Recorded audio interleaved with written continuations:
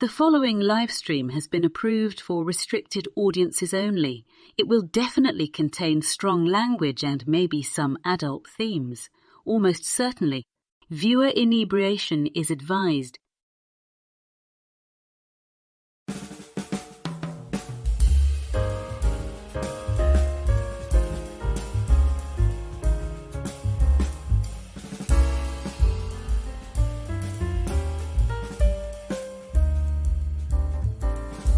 Good evening, happy Friday, and welcome to Last Call, where we are spending the night with the most extraordinary gentleman spy in all of YouTube.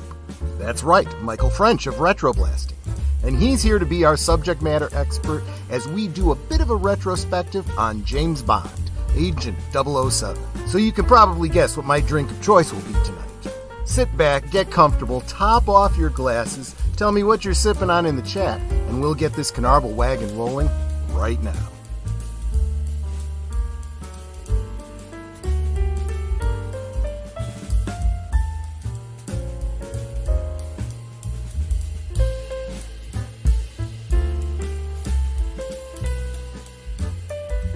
Last Call is streamed before a live audience. Dry martini. Oui, monsieur. Wait. 3 measures of Gordon's, 1 of vodka, half a measure of quinoa lily. Shake it over ice and then add a thin slice of lemon peel. Yes, sir. That is, of course, from Casino Royale. And this is an accurate portrayal of the scene from the book. Bond never orders this drink again in any of the Bond novels. It appears to be specifically a ruse to throw Le Chiffre off balance during a high-stakes game of Baccarat. Bond was more of a Scotch drinker. Let's break it down.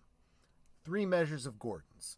Straightforward, 3 ounces of Gordon's London Dry Gin.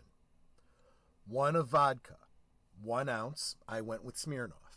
A Russian vodka in honor of Vesper being a Russian double agent. Sorry for the spoiler. And I had it on hand. Half a measure of quinoa lily. Now's where it gets a little tricky. La Maison Lillet claims that quinoa lily is the former name for what is now known as Lillet Blanc, although the modern version is made to a different recipe without quinine to have more mass market appeal to modern palates. I have my doubts. I have heard some say that Coca Americano is actually a better substitute, so I'll be making 2 different martinis tonight. One with Lillet Blanc and one with Coca Americano. There will be other differences. I'll get to that in a moment. Now, this drink is just wrong. Why an ounce of tasteless vodka?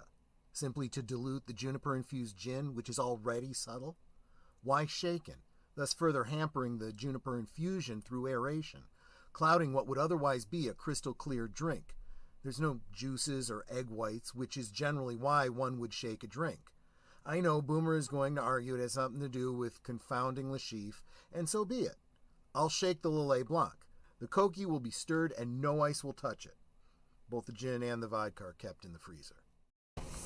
Okay, so you want to aerate it? We're going to aerate it. Netter has already tasted both, and she will be giving us her opinion in a moment. And I don't know which one is which. So, even if I saw him make him, I wouldn't know which one was which because I know nothing about first thing you see is exactly what I said. You got the shaken, you got the not shaken. It's pretty obvious. I don't like that, but I'm going to go ahead and try them. So this would be using the Lillet Blanc shaken.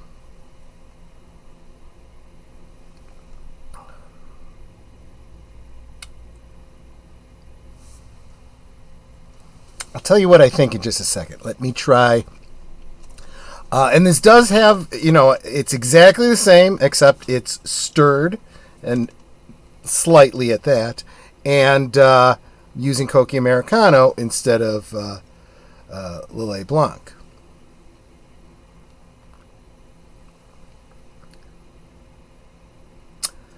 I like this better.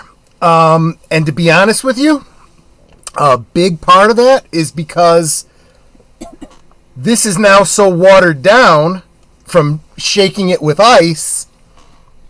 Yeah. What did you think, Maître? Let's bring you in because you're going to be telling us your opinion. What did you think of the two? Okay. Now, I tasted them before I guess they got watered down and all that sort of thing. So the first one I tasted, and I don't know which one was which. It was an open container that you had, and that one, my first initial reaction was that I was tasting a lot of vodka, and that was all I was tasting. And it's like, okay, so I rinsed my mouth to try the second one. The second one, I was also tasting vodka, but I noticed it tasted a little bit more subtle, and I was getting a flavor of something else, but I don't know what the other something was. It was just another very subtle flavor. And then after they'd been sitting, because I had both of them, they'd been sitting on my tongue for a bit, I started thinking about which one really, if I was actually have a martini, which I don't drink martinis, but if I would have one, the one that was in the closed container with the ice is the one that I felt had a better flavor. Now, I'm going to be fair here. I'm not diminishing your opinion. Your opinion is your opinion, and you're right. I know you would never order a martini of any kind. Chocolate martini, or maybe an apple teeny. I've had a pomegranate teeny too. Pomtini, I think it's called. I would just go with a Cosmo. But anyway, in fairness, I know how you drink. So the fact that the water cuts it down, and the fact that the aeration lightens it, does take away from that boozy flavor. When I tasted it was before it had a chance to sit around. But I still shaking it over ice. So you were still getting at least some of that. I believe that's a big part of it. But it did have another subtle flavor that the other one didn't. And the fact that you can't put your finger on it, I think is partly because of the aeration and the ice. I think it's wrong. I just think it's just absolutely wrong. But but I understand why you would prefer a more diluted martini. Real quick, let's say hi to the chat. Wow, there's a lot of you here tonight. Well, I would expect that because you're here for Michael French, I'm sure. You know what? Let's stop, reverse that. Thank you. I'm going to go ahead and bring in the panel right off. Starting with Aged Boomer, who looks surprisingly like Sean Connery. How you doing, Boomer, and what are you sipping on? I actually have a Modelo tonight. So. Nice, because you've been reading your James Bond lately, haven't you? Yes, I have. I will say this though: he was quite proud of that drink in the book. He was wanting to name it after Vesper. Of course, maybe that was just a ploy to get into where you know what. But anyway, yeah, and the one thing I didn't say too was, and of course this is all speculation. A lot of Bond fans have said that Ian Fleming just liked his drinks shaken, and. Okay, fair enough. I am getting away from using that phrase "bruising the gin" because I don't think anyone even really fully understands what that means anymore. I think it has to do with the aeration that I was talking about, but anyway. Let's bring in our subject matter expert who is going to then turn around and school us on everything I just said and tell me why I'm wrong. Welcome, Michael French of Retroblasting. How you doing, my friend? And what are you sipping on? All right, so I have a story about this tonight. Can you hear me all right? I can hear you fine. What's up? Well, I thought I was going to have something to sip on. And I went to go get it. And that's why I married her. It was already all gone. I thought, wow, I didn't buy that bottle that long ago. How could that happen? So I thought, what am I going to do? Because I'm going on last call. Right. I always have a drink when I come on your show, part of the theme. And the sure, exactly, yeah. So what am I going to do? I got no time. There was like 5 minutes to spare. That's why I showed up behind the scenes while the countdown was going on. That's fine. Yeah. I was like, what am I doing? So I thought, well, you know what? I do have one new option. It's not, I won't be sipping on anything interesting this evening, but it is alcohol related.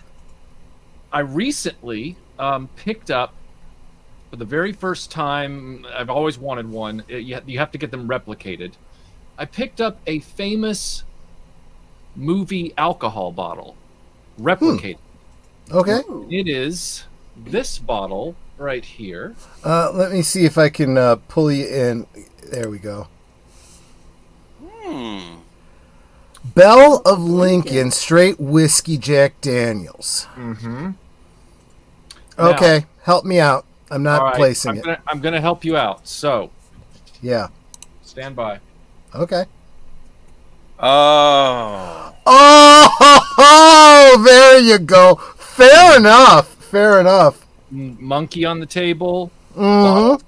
This is the bottle he then grabs and carries into the bar, sets it down by Belloc. You know, you and I, very much the same. I have to own the replicas, the props, things that didn't exist. I must have. I mean, right over my shoulder. Those of you that, well, everybody in my chat knows Evelyn Hampton, the admiral of our Klingon ship. She gave me this. This is one of the coins from, what's it called? John Wick. Yep. I was like, oh, nice. Mm-hmm. So, but yeah, and we will, in some future stream, I will do a Star Trek themed stream, I'm sure, and we will be doing a taste test of 2 different kinds of Romulan ale. The bluer one and the greener-ish one.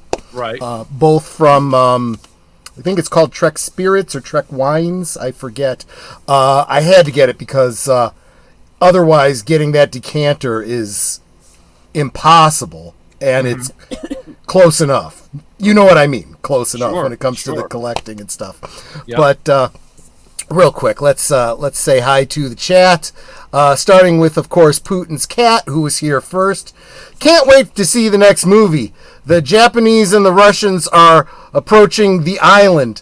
Cybond 0111. It took me a second to get what he was joking at. I thought he was, the first part of that sentence, I thought he was talking about Monday night at the movies.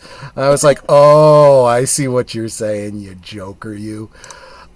Big Al, have a great stream. Thanks so much. We'll be hanging out with Big Al tomorrow for a watch party of Fire and Ice, the Ralph Bakshi classic. Lady Mist, who the Icon Master, who is making sure that all of you guys stay in order because Netter's on the panel tonight.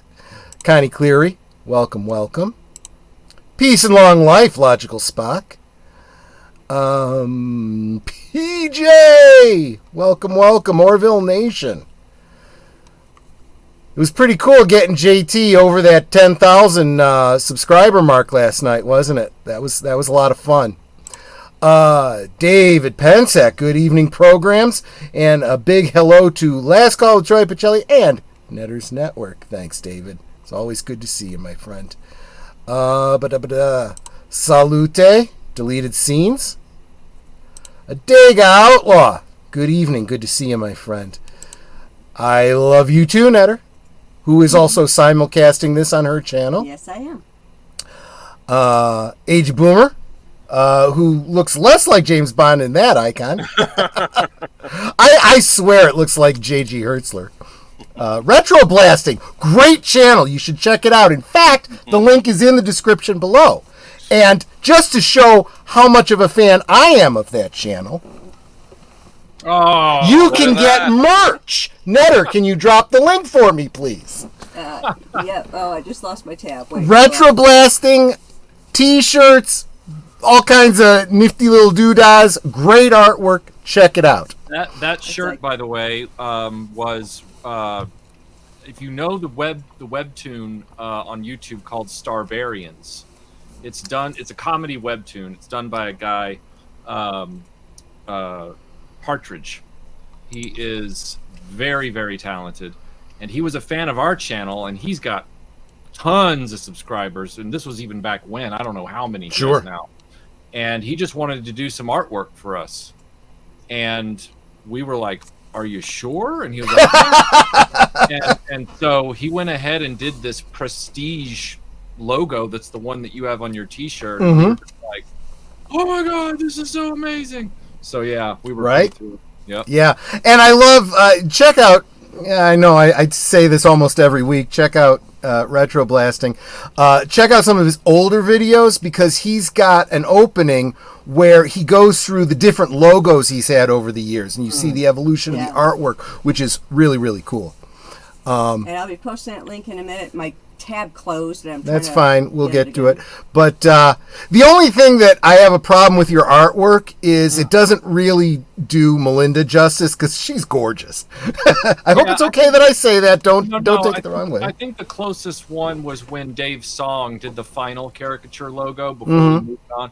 When he came along, it was like, oh, thank you, because I mean, we were just having, you know, the best we could do. Melinda's a very good artist on paper, but she was in college when I was, before there were computer illustration tools. So I had to scan it in and try and, you know, get it, you know, whatever. So when Dave Song came along and did that logo, that was a real help because you guys have done a live action pose for that logo, haven't you?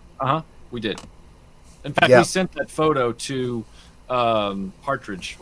To do this. Yeah, that makes sense. Keith Holmesley, welcome. Haven't seen you in a while. Good to see you.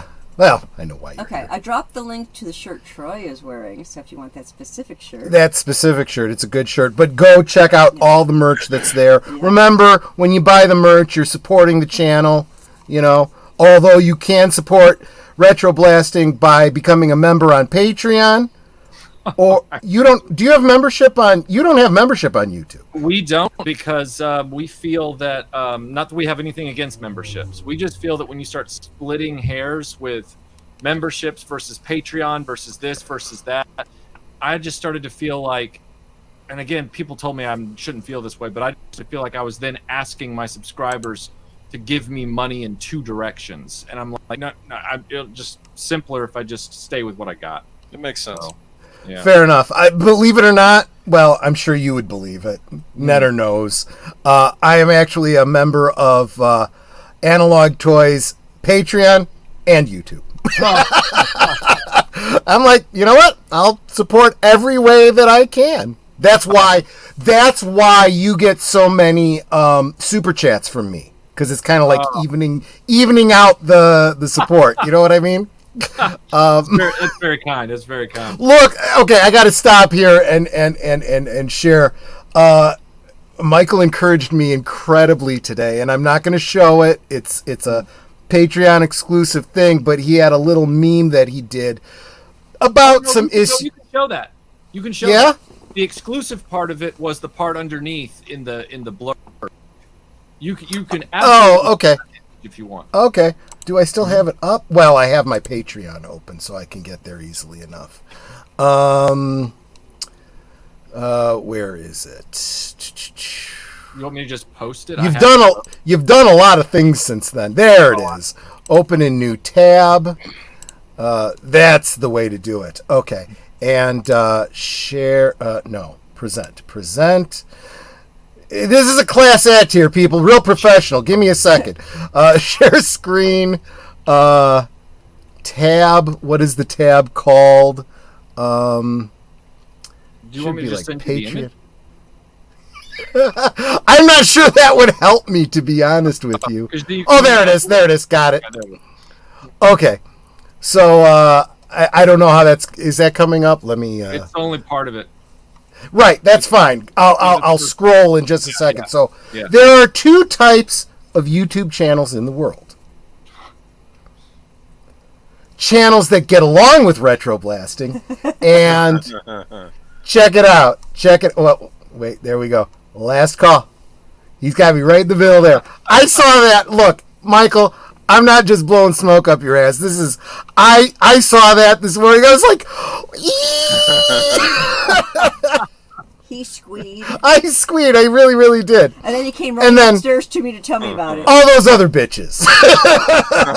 And the thing is, I have to look at this and I'm like, okay, I don't know if any of these are the actual names of the channel. Like, the first one is like a parody, Right. and I'm like, I know who he means. I think I know too. But I don't know most of these other channels anyway, so I wouldn't know, Yeah. Although Hasbro's and Joe Bros, Yeah, that's general. That's not a channel. That's just the people that are cult-like about those particular.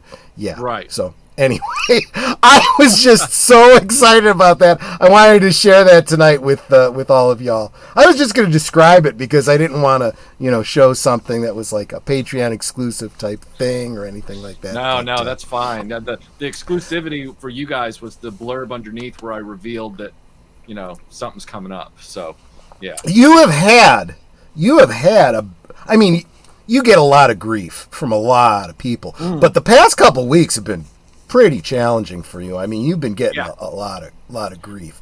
Well, it also was a when it rains it pours situation. Excuse me. You can actually choke on Gatorade. Where sure. Oh, I choke on air.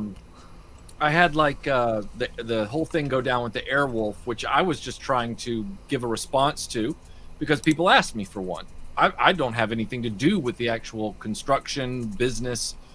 I'm not involved in that company. I was just a buyer. I was just a hopeful collector. So I had to deal with that. And then right on the heels of that, wrong word. It didn't happen to me, to clarify, but it happened to multiple other channels in our community. Sure. And I was like, what's going on over here? And then I found out how bad it was. And now I'm like, okay, well, it's time to powder up my hands and wrap them and get into the ring because this has gone past the point of me being able to just observe from the sidelines because, my friends are involved. So it's like a whole thing. Yeah. No, I was so appreciative that you were willing to take the time to come and hang out and have some drinks. Oh no, we scheduled this way before that. Well, we did. Actually, in fairness to Boomer, we have been talking about this for like 6 months. Wow.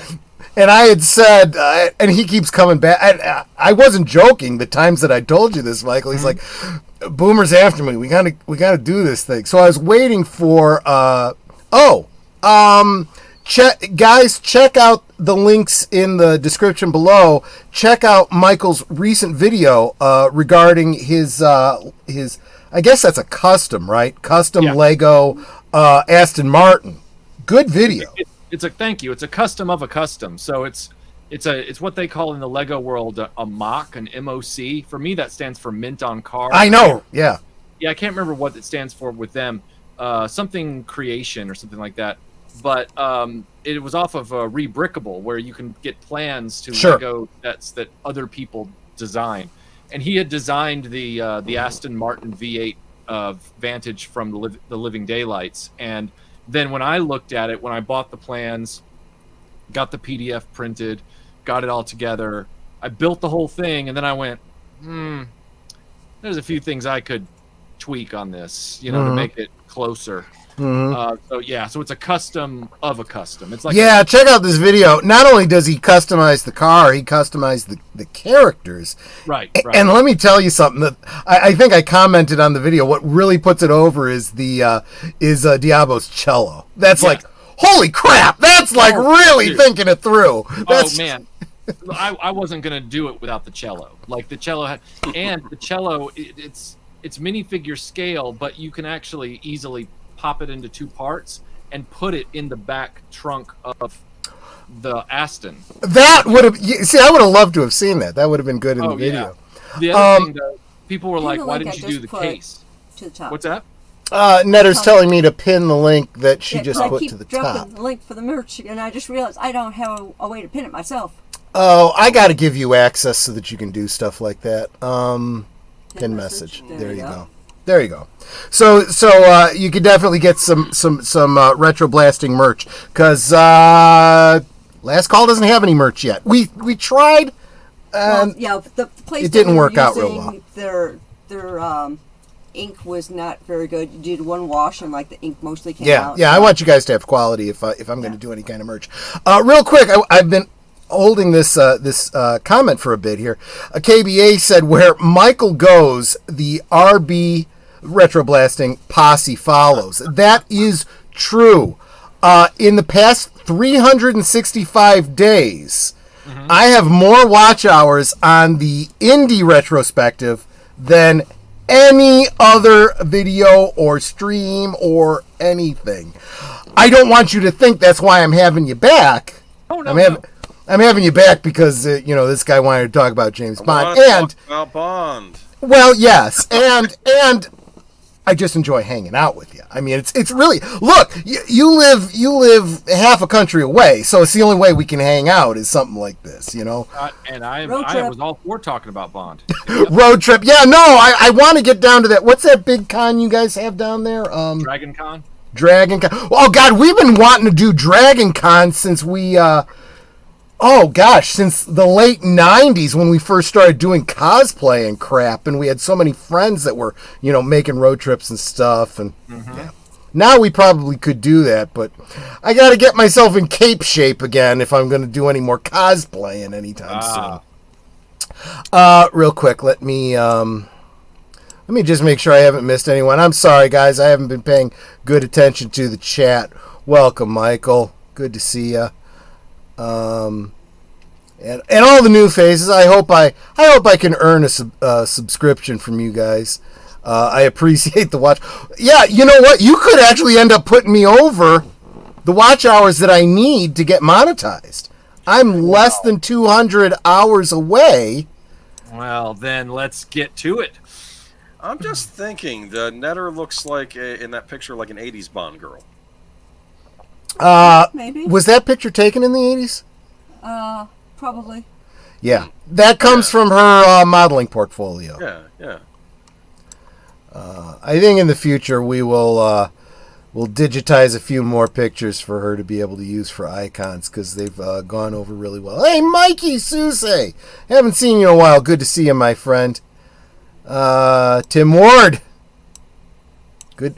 Yeah, see, when you run in these crowds, you don't know who you've seen on your own stream. Yeah, Kylie. Kylie. I get it. Kylie Minogue should have been a Bond girl. That was a missed opportunity. Love you, Michael, but she's better looking than you are. At least you got to be in... I'll just do it like this the whole show. I'll just sit here like this the whole show. We can have Kylie and Ned. I got Google images. That's okay. I want to hang out with you, my friend. Here's the thing I wonder. If it's Kylie, Netter, and Sean Connery, and then do you lose both women to Sean Connery in this in this game of odds?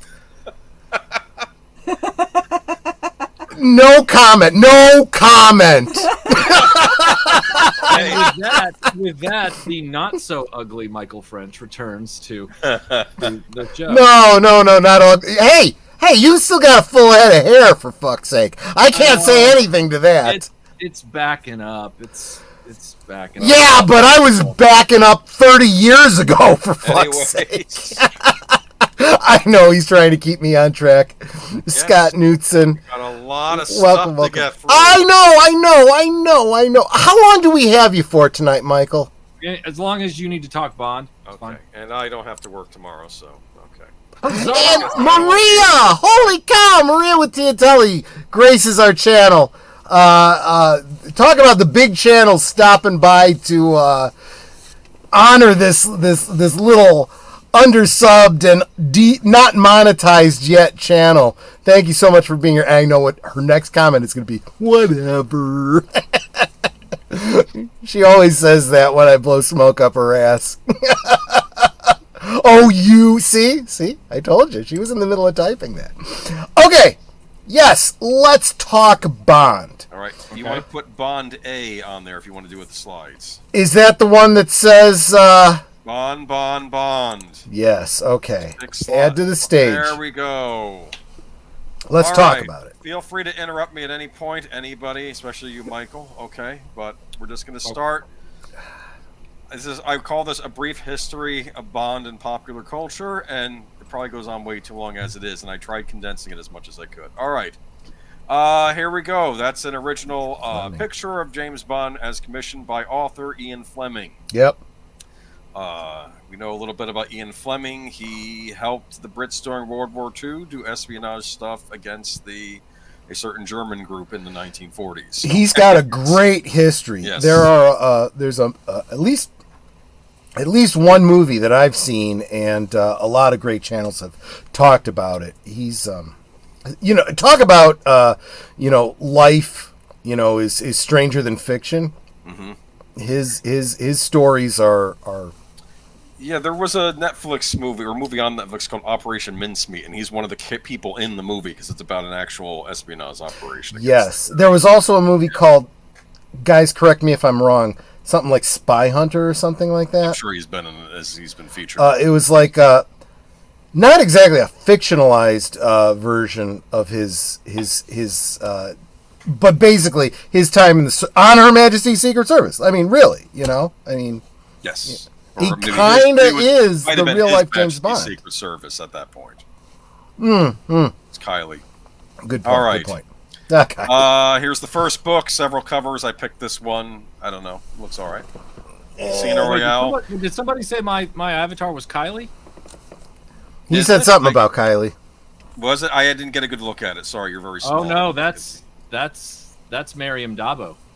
There you go. Fair enough. Nice looking woman. Oh, by the way, those of you that are noticing, I have every single James Bond novel behind me because Netter is my enabler.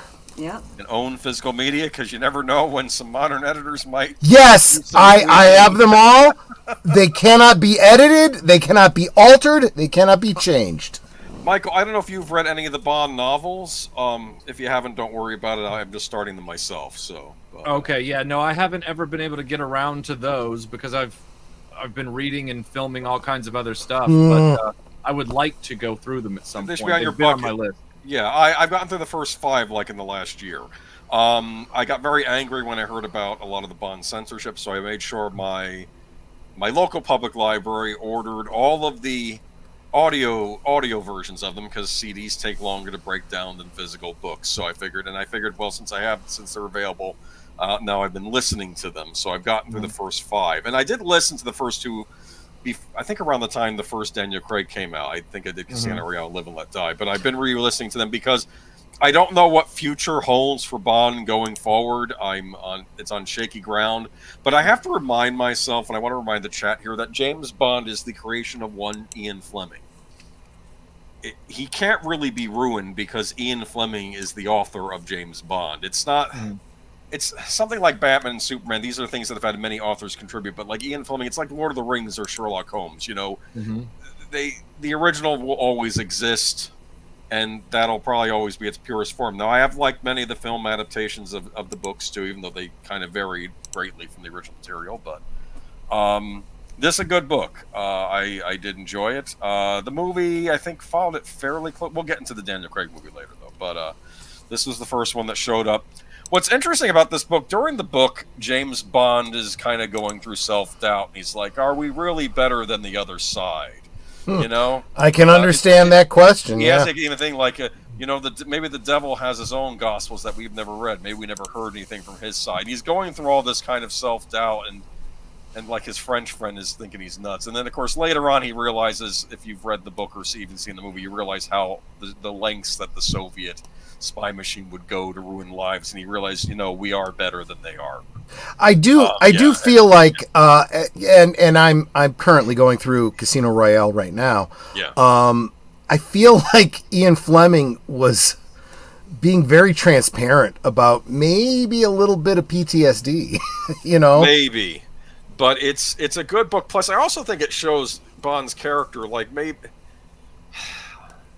I don't know, like, some people are like, he's not a good guy, he womanizes all these things. I'm thinking, well, we never claimed that he was this like a superhero or a saint or anything like that. Yeah, no, you're not supposed to see him as the aspirational hero. He is way closer to like a Batman type character than a Superman character. Yeah, but anyway. But here's Live and Let Die. I like that cover. This cover in particular, because out of all the books I've read, this is the Bond girl I love the most, which is Solitaire. I gotta say, I loved all the James Bond films. They really helped me get through puberty. Yeah, we're going to get to the movies soon, okay? We're going to hop in there. But I just figured I'd go over the books a little bit, maybe the chat's unfair. Basically what I'm saying with the chat, if you get the press and if maybe future Bond movies come out are lacking, I don't know if they will be or not. We'll get into that at the end of the stream. But you still have the old books to go back to. There are audio versions available too. Just try to find the ones that haven't been recently censored. And Full disclosure, Aged Boomer works at a library. He's working on becoming a librarian, so, you know. Support your local library. You'd be surprised what's available at your local library. But I love this cover just because for all the horror, the voodoo. This has a lot of... I don't want to spoil it. I'm not going to talk too much about these books since you're in the middle of reading them, Troy. And I know that Michael's playing. No, that's okay. I'm not... I don't care about spoilers. This is the first instance in a Bond novel of what I would call a supervillain.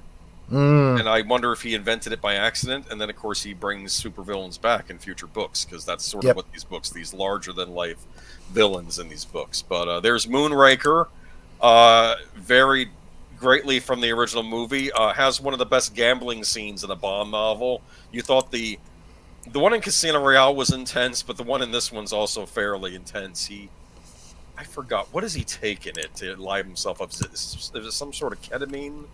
Or something. I don't want to spoil it for you. He does some kind of illicit drug, or maybe it was Benzie or something, to keep him up during this intense gambling match in this part of the book. Plus, this is cool because a lot of this book takes place in London, so you get to see what Bond is up to when he's not on spy missions. Like, what does he do in his spare time? It's interesting. Apparently, he has a rotation of 3 married women he sees. He's not a good guy, all right? Okay. Well, but I understand it, because a married woman, you don't form attachments.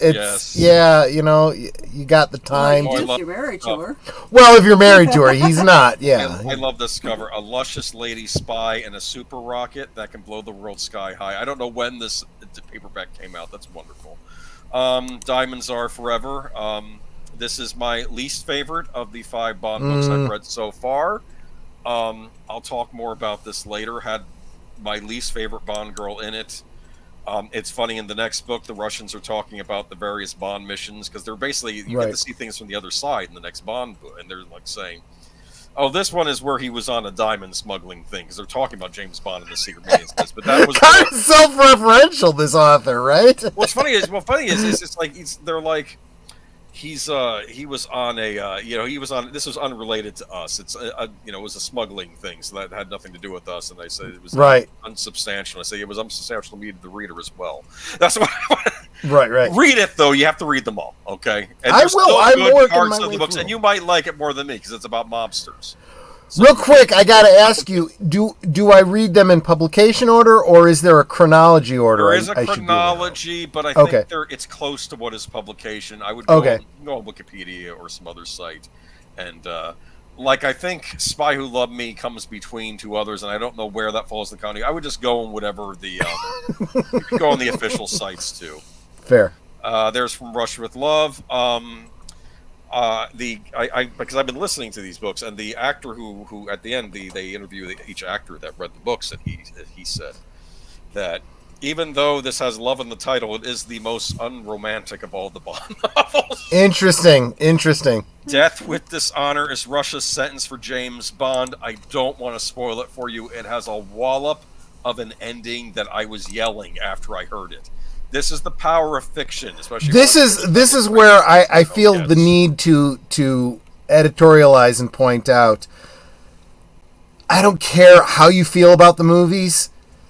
It's really worth reading the books. You get different. You really need to. And I'm not here to pick on the movies either. In fact, I'm glad that they're different, because now I can be surprised at what I'm reading. So there's that going.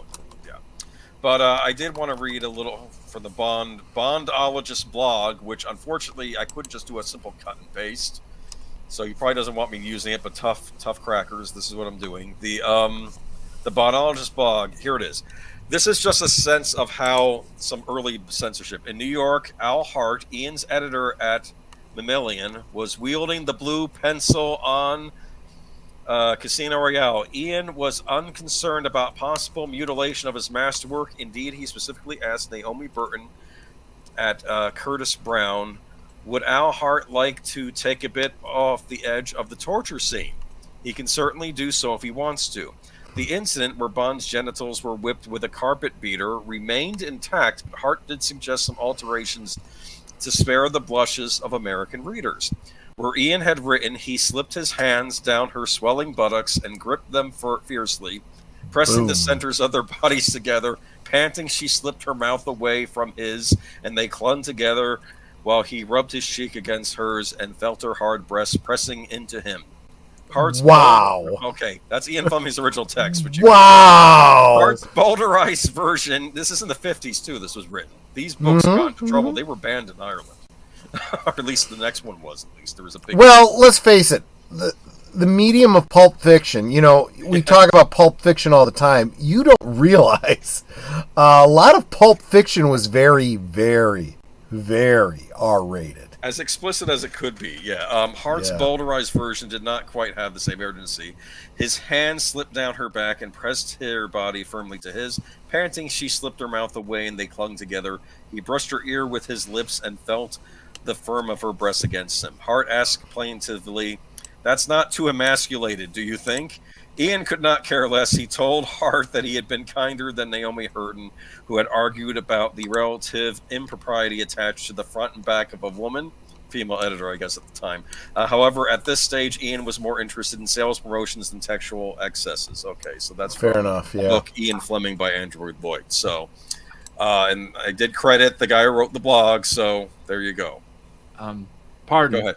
Raise your hand. Yes. What are hard breasts exactly?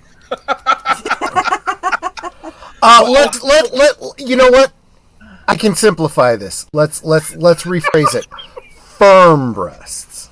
How's that? That's still thin, Riggs. That's thin, Riggs. It sounds to me like he was humping a mannequin. Like it doesn't. Ow! I have never in my travels met a breast that was hard. Okay, so you've only encountered natural breasts, I guess. Which I cannot imagine is what Ian Fleming was referring to. Not in that time period, no. No, exactly. Good point. Yeah, exactly. Yeah. He was a notorious womanizer, so he wasn't that experienced. Bras.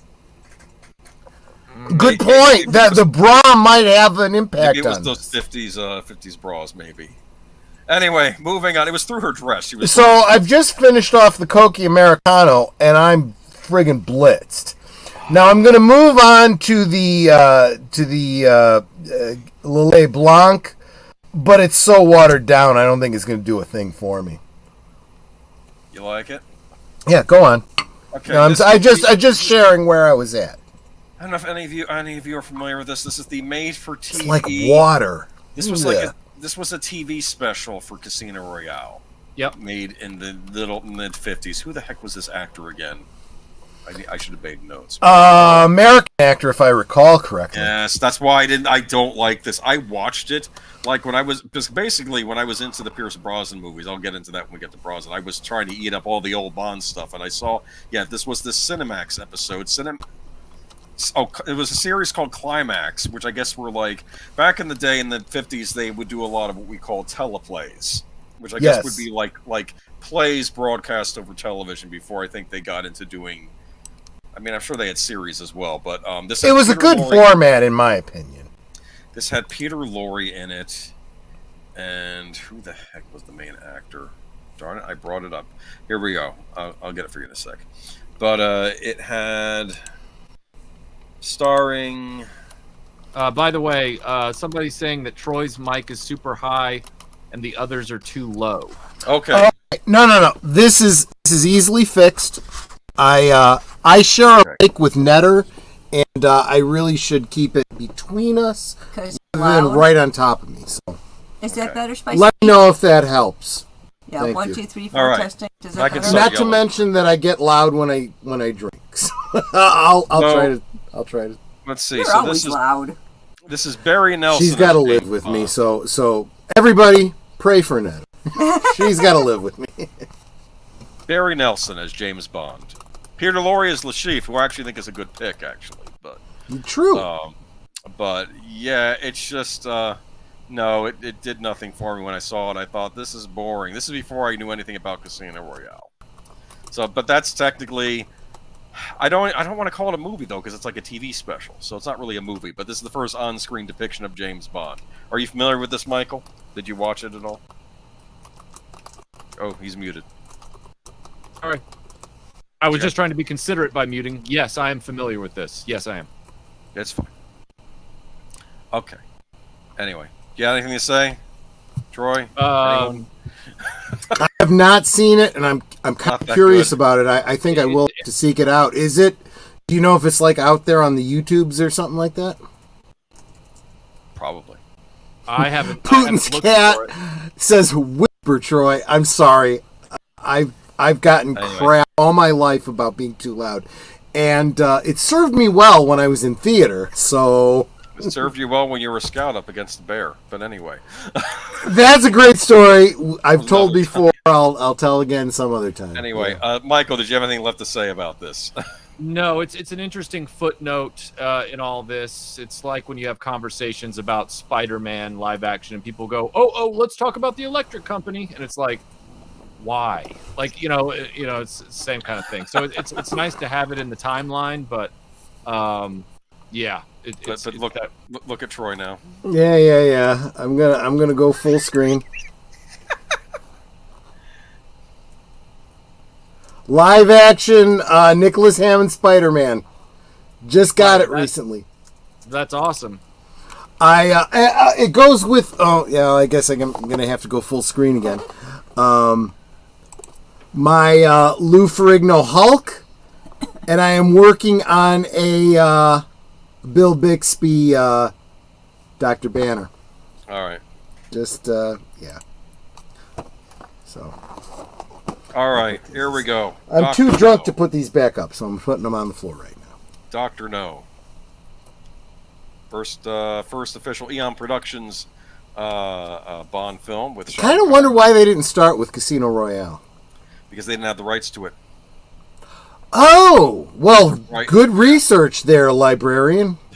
No, I think that's why it was sold TV special. And when I guess I don't know if the rights got sold again, and Eon Productions didn't get it. And that was by Broccoli and Saltzman. I think they were the ones running it. There we go. There's Ursula Andress, who was played she was in the movie She, who's the most beautiful woman in the world, right? So I guess the idea was Ursula Andress. Well, at the time, maybe. There's Sylvia Trench. That's not the actress's name. I suspect she was in this, and she's in From Russia with Love, and Bond is hanging out with her, and I'm wondering if this is one of those married women that I heard about in the book. They didn't say so specifically in the movie, but it would make sense. She has a lot of money to burn because she's at a casino. I want to say what? Late 20s, early 30s, maybe? I don't... Anyway. She was always one of my favorites. She was always one of my favorites. Yeah. I always liked her. I did too. Stunning brunette, I think. But what do we think of Dr. No, the villain? What do we think of this movie? I grew up with this film. I grew up with it on official VHS, along with a number of other Connery and Roger Moore films.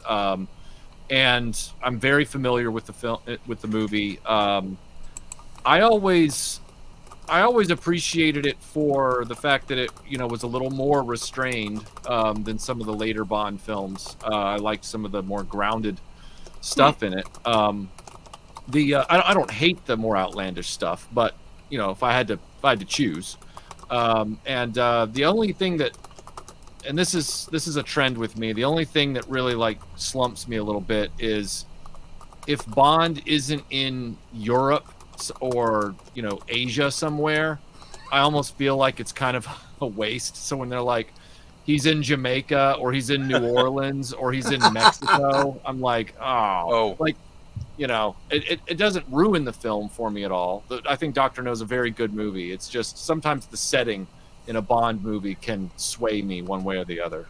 Here's what I figured out about the American setting, because I agreed with you until I read the books, and I realized that to an Englishman in the 50s, America was an exotic setting. Right. Isn't that strange? We don't see it as. I think he goes. What is it? Kentucky and Goldfinger? Are you kidding me? Right. Right. And the thing is that I think it's because Goldfinger begins where he meets at a hotel, but then he's in Austria for a while or Switzerland. Yeah. He's in Switzerland for a while. So yeah, there's a good mix there. But you're right, it does end in Kentucky. That's very true. Yes. But here we go. Real quick, I want to because he's in the chat right now, I not only want to say hi to Damn Fool Idealistic Crusader. Those of you that were here for the chat that I had about the Warner Brothers, the Warner Sister Dot. No. I talked. I can't remember if it was on this stream or on Geeky Geezers, but we talked about the Warner Brothers situation with the rotting DVDs, and all credit to Damn Fool Idealistic Crusader. That's when I started following him. So all of you guys that are like, oh crap, I've got some Warner Brothers DVDs, and sure enough they were on the list, you can thank Damn Fool Idealistic Crusader, and you definitely should be subscribed to him if you're not. Great channel, great content, and actually I know about him because of Michael. Thank you, Michael. Sorry, I had to, interrupt you, but go ahead. No, it's fine. It's fine. I do like the villain in this movie. I actually, even the henchman that's working for him, there's a scene where you don't even see Dr. No, and it's a very simple set, but like the way the light is shining on him in this room, it's like he's in a spider's web almost, and you hear him talking to Dr. No in the background. That's intentional. He looks terrified. And then we're finally introduced to Dr. No with these mechanical hands of his that it's interesting because he offers Bond, he explains to him his story about how he was the son of a German missionary and a Chinese girl of good standing. So okay, real quick, I do want to go ahead. I do want to comment. So I am drinking the Vesper martini with the Lillet Blanc. And as I'm tasting it, I can taste the gin coming through. Although maybe that's because it's been sitting for a while and the aeration has kind of bled away. But yeah, I would not shake it, and never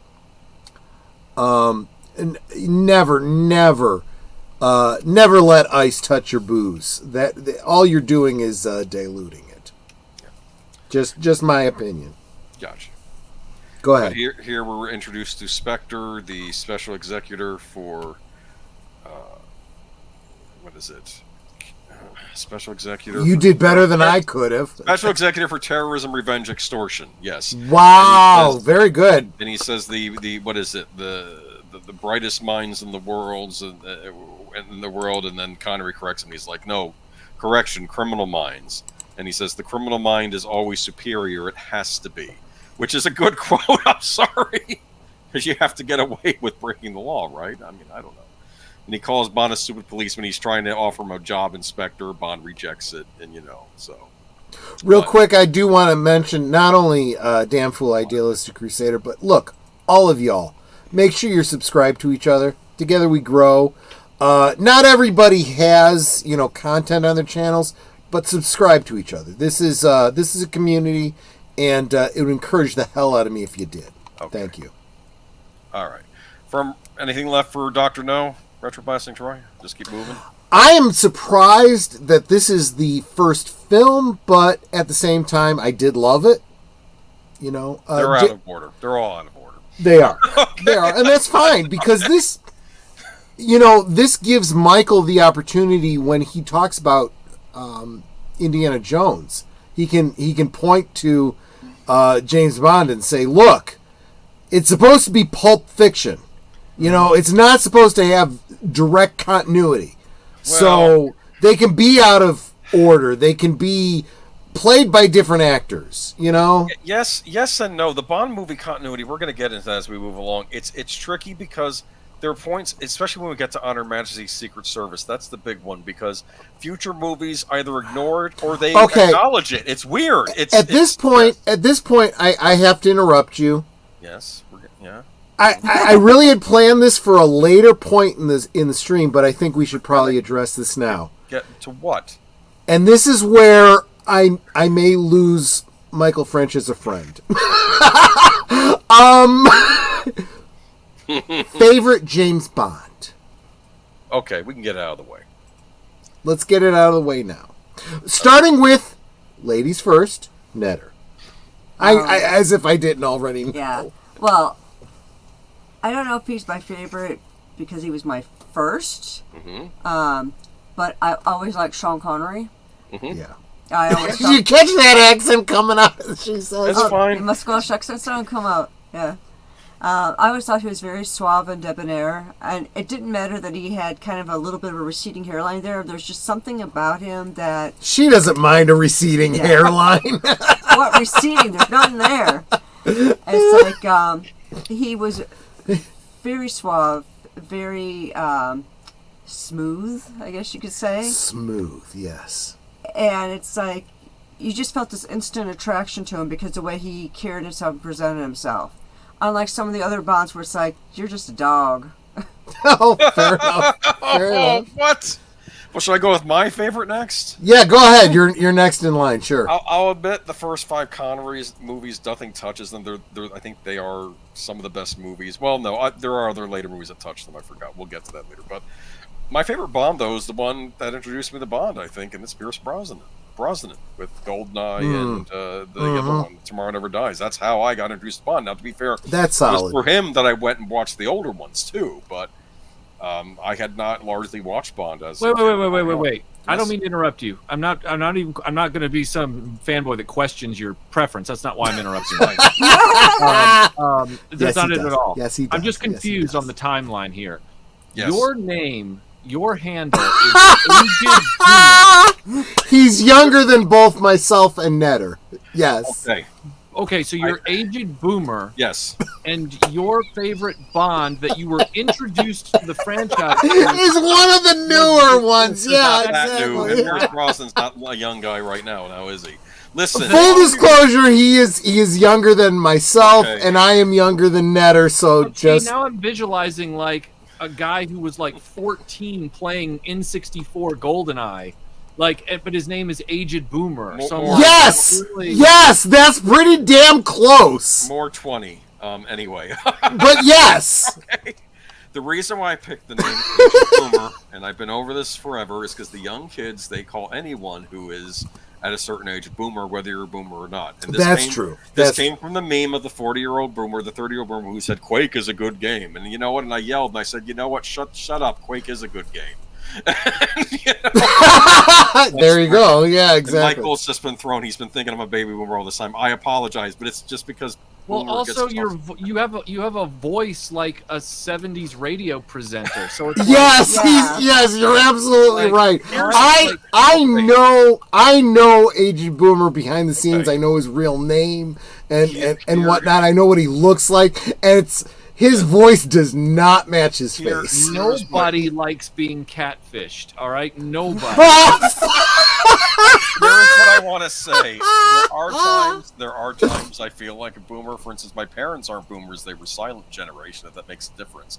My dad used to tell me stories about growing up during the Great Depression. So I still have kind of an old mindset, all right, if that helps. He would show me old John. My parents were boomers, so just, you know. I'm just saying, okay? In fact, I didn't grow up. Anyway. Let's move on before I get into a fight. I knew this was going to be. I'm sorry. I thought this was going to be contentious, but I didn't think it was going to be for this reason. Technically speaking, I'm a young Gen X. All right, that's what I. Right.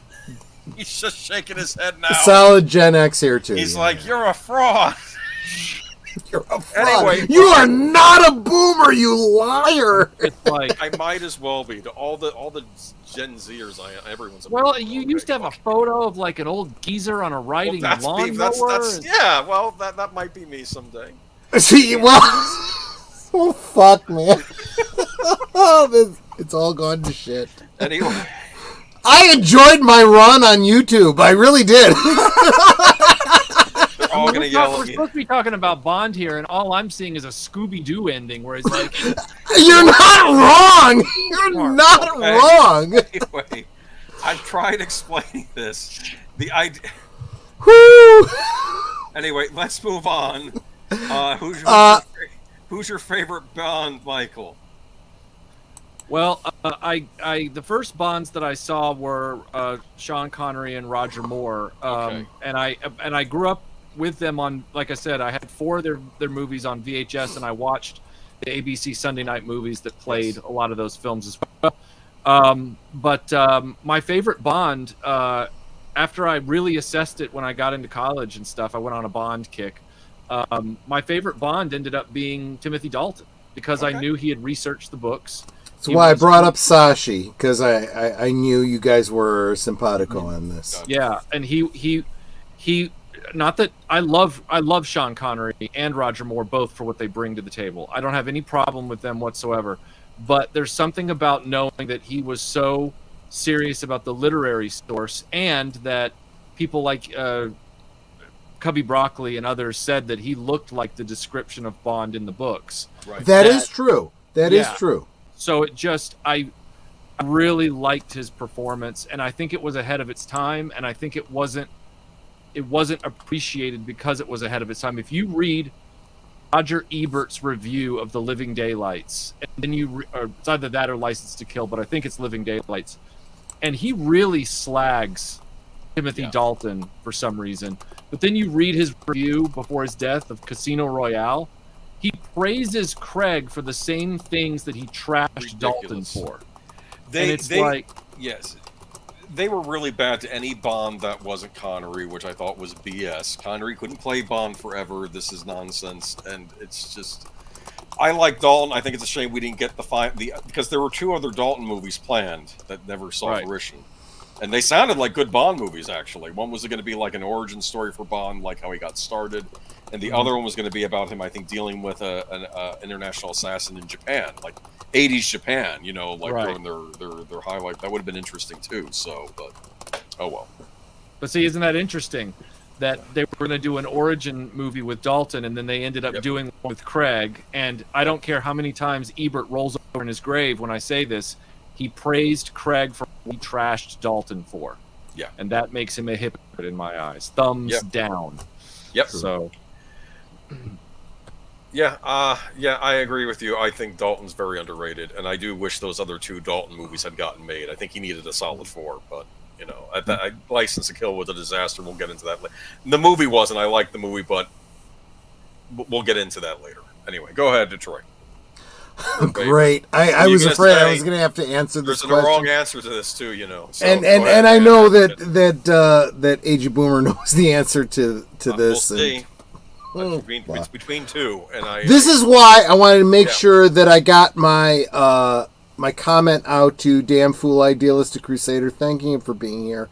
I'm a huge fan of his channel. I saw 41 viewers on my channel, and I'm probably going to lose at least half of them with this answer. Okay, answer. I'm a George Lazenby fan. Oh. Yeah? Yeah, see? Fuck you, Boomer. Okay. Now tell them why, because I know the why. Yeah, so we'll start with the fact that he's the underdog, and I tend to love underdogs. Okay. Secondly, he's not British, so neither was Brosnan. Irish. Good point. Sean Connery was Scottish. You're right. Timothy Dalton is Welsh. So holy fuck! I didn't even know that, guys. Thanks so much. I feel a little bit more justified. They're all part of the same empire, right? I guess that means Roger Moore is the only legit. Okay. Good point. I like Roger Moore. He's underrated. Okay. But the fact is that George Lazenby was in my favorite James Bond film. Okay. All right. Well, we'll get to it. That story really resonated with me, and it wasn't until Casino Royale with whoever that Daniel Craig. Daniel Craig, yeah.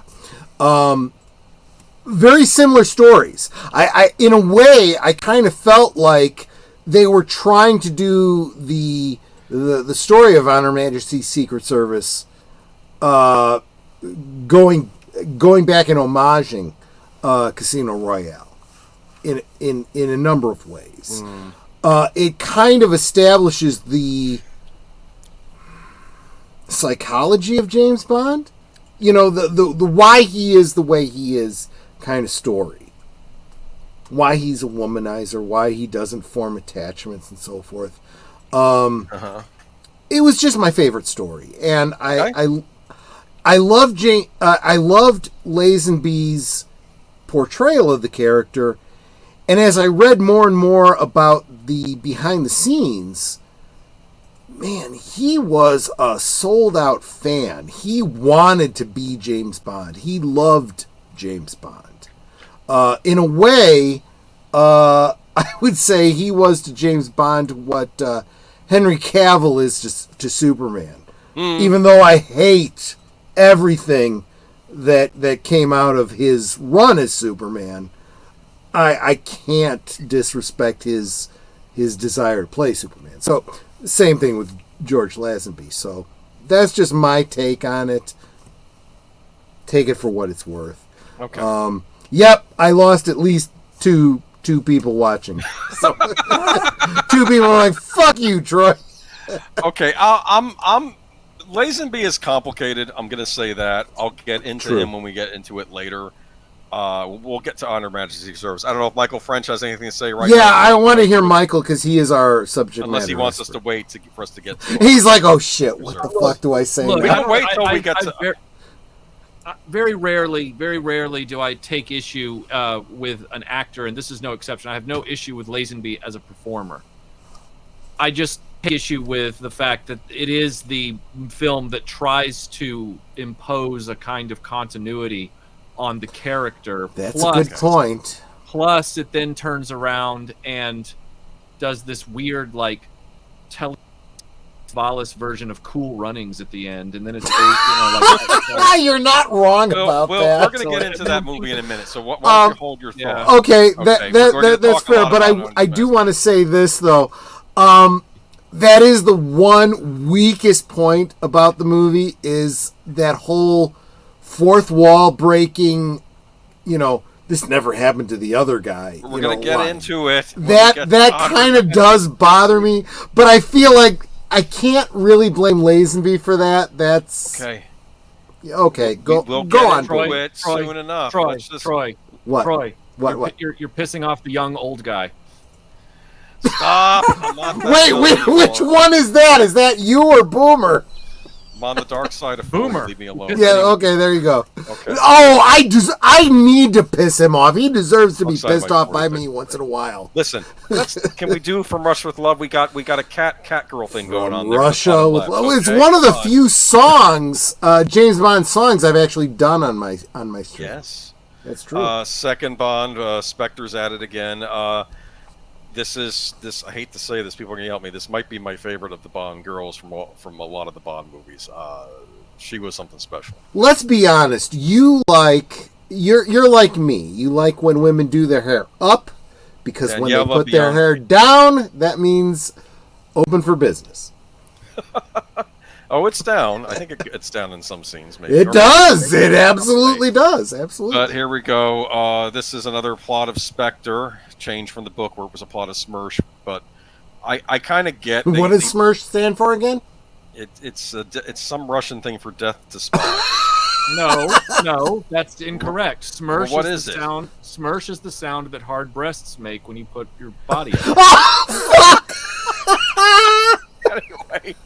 Anyway, this is hands down my best stream. Let me tell you. Anyway, I just think this is a lovely woman here. All right, but yes, no, you're not wrong there. Bernard Shaw is Red Grant in the book. He's terrifying, and I think he's pretty scary in this too. He's almost like an anti-Bond. He's one that I think. Did you say Bernard Shaw? I think that's who it is. Yeah. Am I wrong here? Robert Shaw. Robert Shaw. Robert Shaw. Okay, sorry, Robert Shaw. Okay. No, you're fine. I just wanted to make sure. No, it's okay. It's okay. It's what they call. Never mind. I won't say a boomer room. But anyway. But anything left to say about From Russia with Love? Do you have any idea what caliber of gun he's holding? Because I can't tell from this picture. No, but I'm sure it was mentioned in the book. It looks like a Walther PPK. No, he takes Bond's gun from him. Oh. Yeah. So it probably is a Walther PPK. Yeah, I know the man from U.N.C.L.E. was really big on Walther PPKs. Which was heavily influenced by James Bond. That's why I'm thinking it's probably a Walther. And no shade to the man from U.N.C.L.E. because if it weren't for the man from U.N.C.L.E., Netter and I probably never would have met. And isn't that an in-joke that they put in Dr. No about the Walther from the books? Because in the books he carried a Beretta. Is that right? Yes. And so in the beginning of Dr. No, they force him to take the Beretta, give the Beretta back. Yep. And he's like, no, I want to keep it. And they're like, no, you're going to take the Walther. And he's like, but I like the Beretta. It'll get jammed on you. Like, it's this whole thing. Anyway, I'll shut up. No. I'm kind of a big 2A kind of guy, so this kind of stuff matters to me. Anyway, good follow-up to Dr. No. We get to see our first instance of the man with the cat in the background, Blofeld, who we don't know is Blofeld yet. Which I love the fact that so there's a character who's played by many different actors, just like James Bond. So again, this is kind of referring back to. I'm sorry, Michael. We reference you a lot with this particular topic. This idea of Indiana Jones missed the boat on the opportunity to keep the franchise going by changing actors for different roles. Just saying. All right. I loved From Russia with Love. I thought it was a great film. It's one of the ones I always make sure I keep up with on the new formats when they come out. I do think it's a really, really good Bond film, and if Dr. No was the financial success that it needed to be to get a second film, the second film is the crucial one. It's the make or break movie, and they stuck the landing. So true. Great follow-up. And, of course, then we get, of course, the big one, which is Goldfinger, which this one is where Bond, I guess, really took off in the public consciousness. And this is the film where I do have to point out Song by Shirley Bassey, who did a number of James Bond titles. She did Mr. Kiss Kiss Bang Bang, which wasn't, I think, used for Thunderball, but you can... True. On the DVD, you can listen to a commentary track where they play the song over her version of the song over the credits too. True. So you can see what it was. But of course, I have a true affinity for Shirley Bassey because I share a birthday with her. Oh, okay. But there's a poster for it. I don't know if that was. I think that was an original. Here we go. There you go. Oh, sweet. Is this the first introduction of the Aston Martin? I believe the first time we see Q in a movie as well, right? In film? No. We did no. Incorrect. We saw him from Russia with Love. He comes in with the briefcase and From Russia with Love, the attaché case. Yes, and he's not angry at Bond, but it's the same actor. And then by the time we get to part 2, he doesn't like Bond. He's already just their relationship is established. He's angry that he damages the equipment. My favorite Bond girl is in this movie. Oh, are you meaning this Bond girl? No, but she's wonderful. She's wonderful, but as a matter of fact, I don't mean her. Which one? I mean Margaret Nolan playing Dink at the hotel at the swimming pool. Yes. Who's giving Connery a massage when Felix arrives. Fortunately, Dink is not killed by Goldfinger, and she doesn't even have anything to do with that plot, and in my head canon, she lives on and goes and does all kinds of wonderful things. And then Margaret Nolan went on to be in a bunch of the Carry On films in the UK. So, real quick, I do want to acknowledge Stardate Trivia. First, you don't have to be so formal with Agent Boomer, Mr. Agent Boomer. You know that all the James Bond villains were named after real people that Ian Fleming didn't like. Did you know that? I did not know that. That is interesting. I did not know that myself. I know that James Bond, the character himself, I believe, was named after. He had a book. I guess he was a What do you call a bird watcher? Someone who's into birds. Ornithologist. Stalker. Ornithologist, is that what you call it? Yeah. Or, yeah, but he had a book because he was into that, and the book was written by a man named James Bond. I think that was what the book was. It was a book on birds, and he invited him to the Goldeneye estate. Ian Fleming did once, so he got to meet the James Bond that wrote the book on the bird watching. See, Clue Channel is keyed in. Thanks for being here, Clue Channel. Welcome. But there's Honor Blackman. Sorry, I do like her character's name is Pussy Galore. When they came out with a trading card set in the 60s for Bond, yes, they did. That's right. They called her on the card Kitty Galore. That really changes it, right? Yes.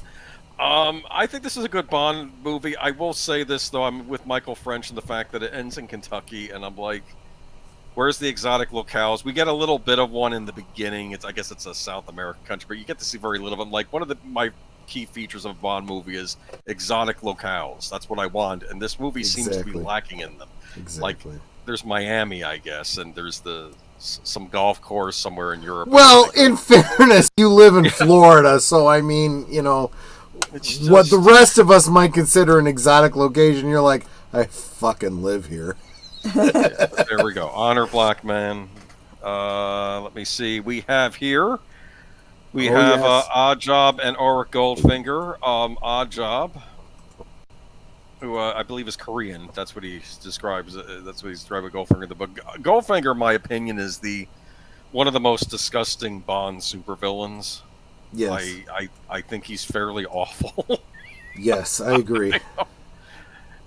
Remember when he's the girl that's giving him the card information at the beginning, and he's like, he pays me for what? To be seen with him at functions? Is that all? Right? Yes, that's all. And like, and then Connery gets a big smile on this last. Oh, you're much too nice a girl to be mixed with that. And I know what he was thinking. It's like, I can't sleep with this woman if she slept with him. That's what he was thinking. That's disturbing. I remember live stream with Mike. Wait a minute, KBA. I remember the live stream where Michael got a Playmobil Aston Martin and Melinda had to run the stream while Michael and Tony spent 10 minutes obsessed with the car. Well, it was the Goldfinger. It was the Goldfinger DB5. What was I going to do? Thank you, KBA. Yes, I remember that too, and oh, damn. The way you describe it is perfect. Also, I take umbrage with Putin's cat calling Dink Chunky Butt. No, I remember the scene though where he says, "We have to talk to Felix later." She's like, "What about man talk?" And he slaps her on the butt before she leaves. Yeah, exactly. But look, it doesn't mean that it went smirch. Okay, like, jeez. Okay, so. No, Mr. Bond, I expect you to die. Yeah, so any thoughts on this movie? It's many people's favorite Bond. You're right. That line does come from this movie. You're absolutely right. No, Yeah. Mr. Bond, I expect you to die. Yeah, do you expect me to talk? And he's like, no, Mr. Bond, I expect you to die. Yes. Well, then you just should have shot him in the head. This does bring up all the Austin Power, memes. Yes.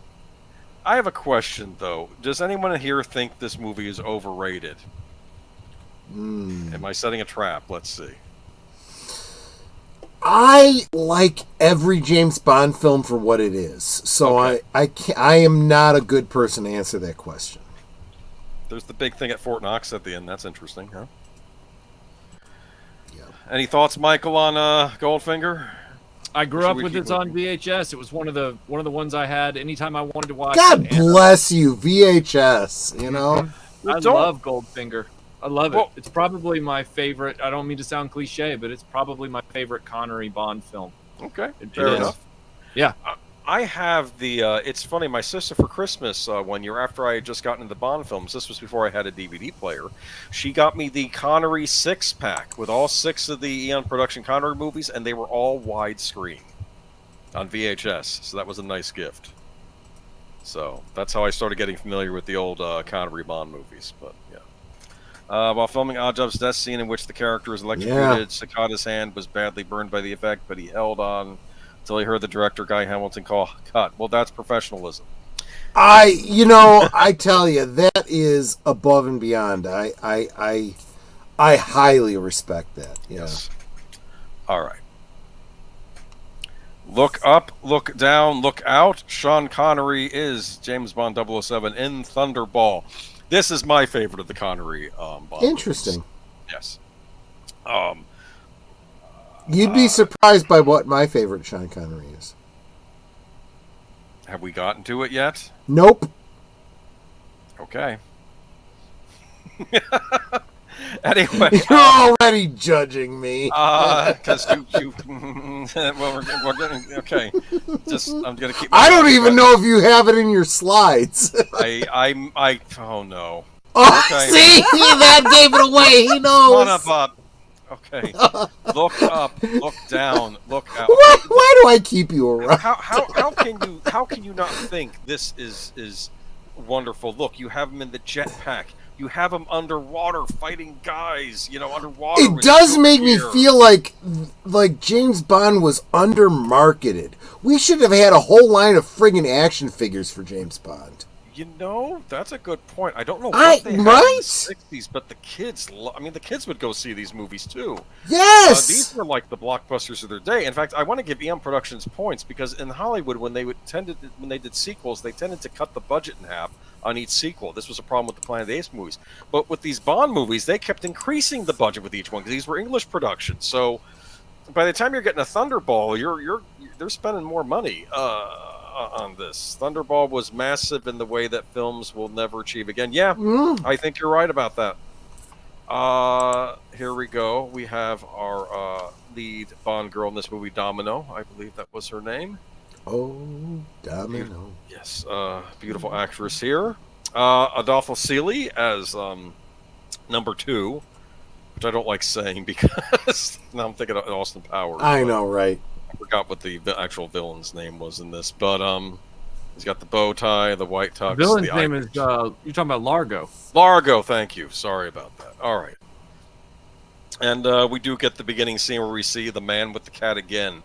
I love like the first 20 minutes of this movie. Sometimes I just watch the beginning of this movie because first you have the adventure that's on the roof where he is fighting a Spectre agent who's dressed as his widow because he pretended to fake his death, and him and Bond are just going at a nasty fight. He flies away in a jetpack, then gets in the Aston Martin from Goldfinger. We know what the Aston Martin can do, so he's doing the things like it could do in Goldfinger, like with the spraying of the water and the bulletproof shield comes up. Because I don't think he uses the Aston Martin anywhere else in the movie, but he uses it in the beginning part at least. So what you're saying is this is the first appearance of Dr. Claw. It's funny. As a child, I watched Inspector Gadget, and I always found Dr. Claw fascinating. Yes! And I kind of got annoyed by... I think Inspector Gadget annoyed me, but I would watch for Dr. Claw because... And then I didn't realize that what Dr. Claw was really mimicking was Blofeld. It took me a while as a kid to understand and separate Inspector Gadget from what was that show with the other show that the voice actor did where he played a spy. What? No. Dun, dun, dun, voice actor. Dun, dun, dun. Oh, Get Smart? Get Smart, thank you. Okay, yes. I mentally associated those two shows. Who were the villains in that? Harm? Something like that, yeah. Okay, yeah. That was another abbreviation. Again, both shows were very much James Bond, right. What do you call it, parodies, right? To live in the 60s.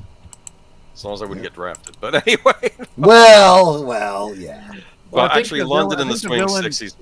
Go ahead. The villain in Get Smart was Chaos. There was another movie called Agent from Harm, which was an acronym. I think Agent from Harm was a Mystery Science Theater episode that they did. With that movie. Remember. Was that the one with James Bond's 007's brother? Yeah. I think Sean Connery's... I'll be a son of a gun. Was in that Putin's cat is right. He also did the voice of Tennessee Tuxedo. That's right. Don't forget Don Adam? Or, yeah. Don... Don Adam. Don Adams. Yeah.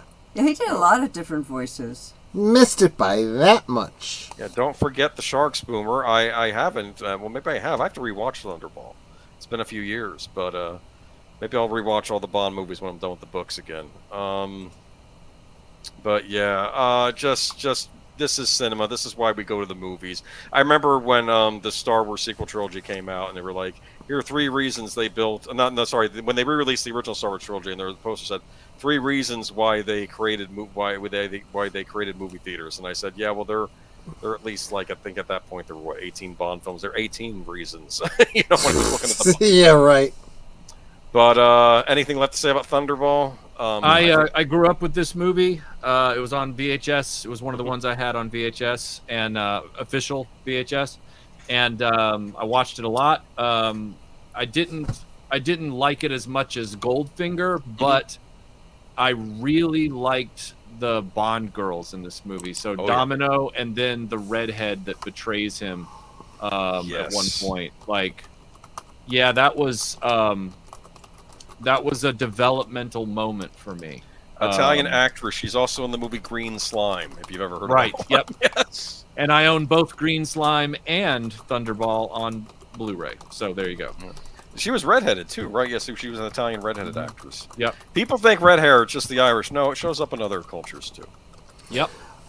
Yeah, in fact, I have family members who are redheads. At least that's what my grandmother tells me. Italian, and my beard used to come in red. Now it's gray. Now it's gray. But did you see this movie, Troy? Yes, I've seen all of them. Yeah. Good Bond movie. All right. Well, no, I take that back. I should clarify. I saw up through Casino Royale.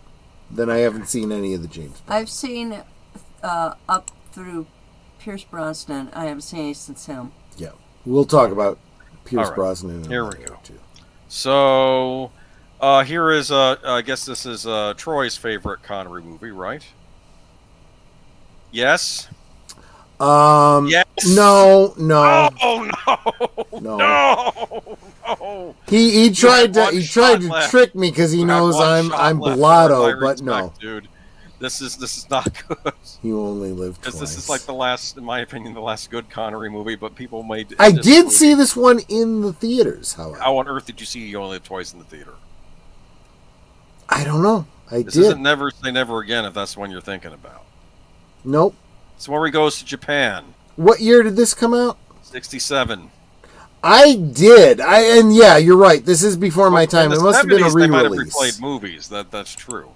I wish Regal or somebody would replay these Bond movies. Yes. I think they did it with a couple of Roger Moores, and it was AMC, and I missed out on it. There was a number of James Bond films that I saw in theaters years after they were released.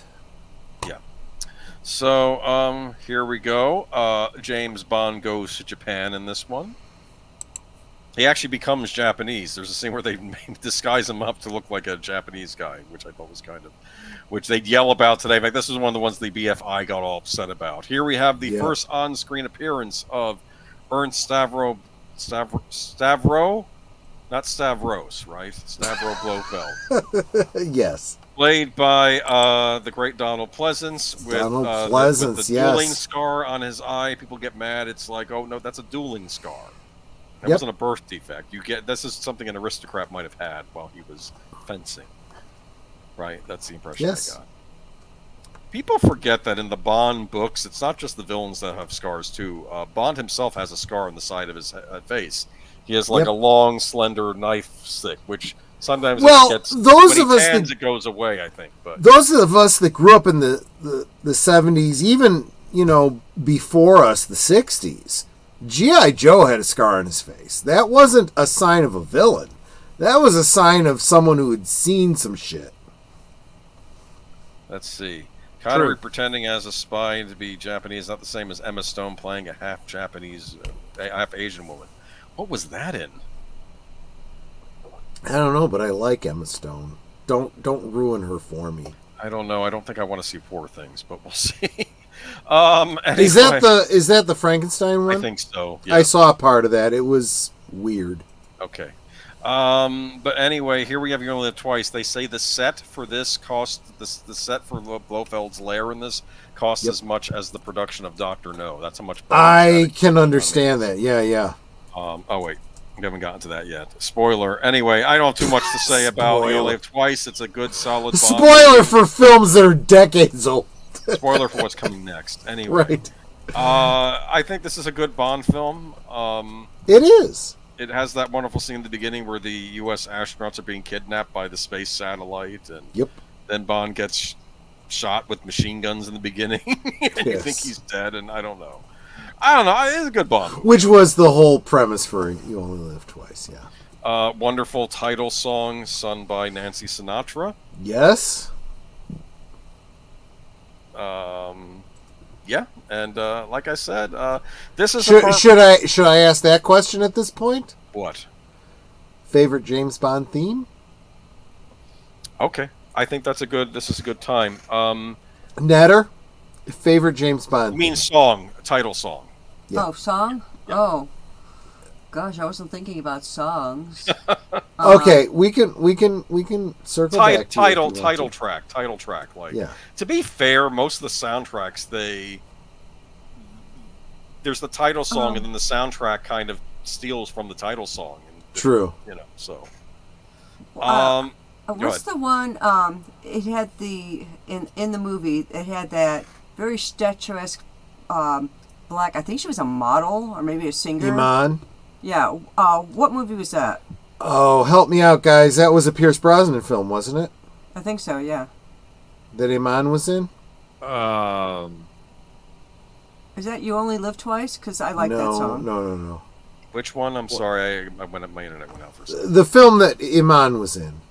She was in Star Trek 6. Yes, she was. But wasn't she in a James Bond film? Are we thinking of Grace Jones from View to a Kill? That's... Oh, okay. So Troy got the name wrong. Yeah, sorry. I kind of like the A View to a Kill song and You Only Live Twice. Yeah, there you go. Boomer, what's your favorite? Man with the Golden Gun. Oh, yeah, that's a good one. Lulu. I do like that one. That was Lulu, I think. Lulu. It sounds like Shirley Bassey. It does. You're right. Lulu. I mean, she did so many James Bond songs. But I do like that. It's another song about a supervillain, and true. It just rocks. And also, I see the one.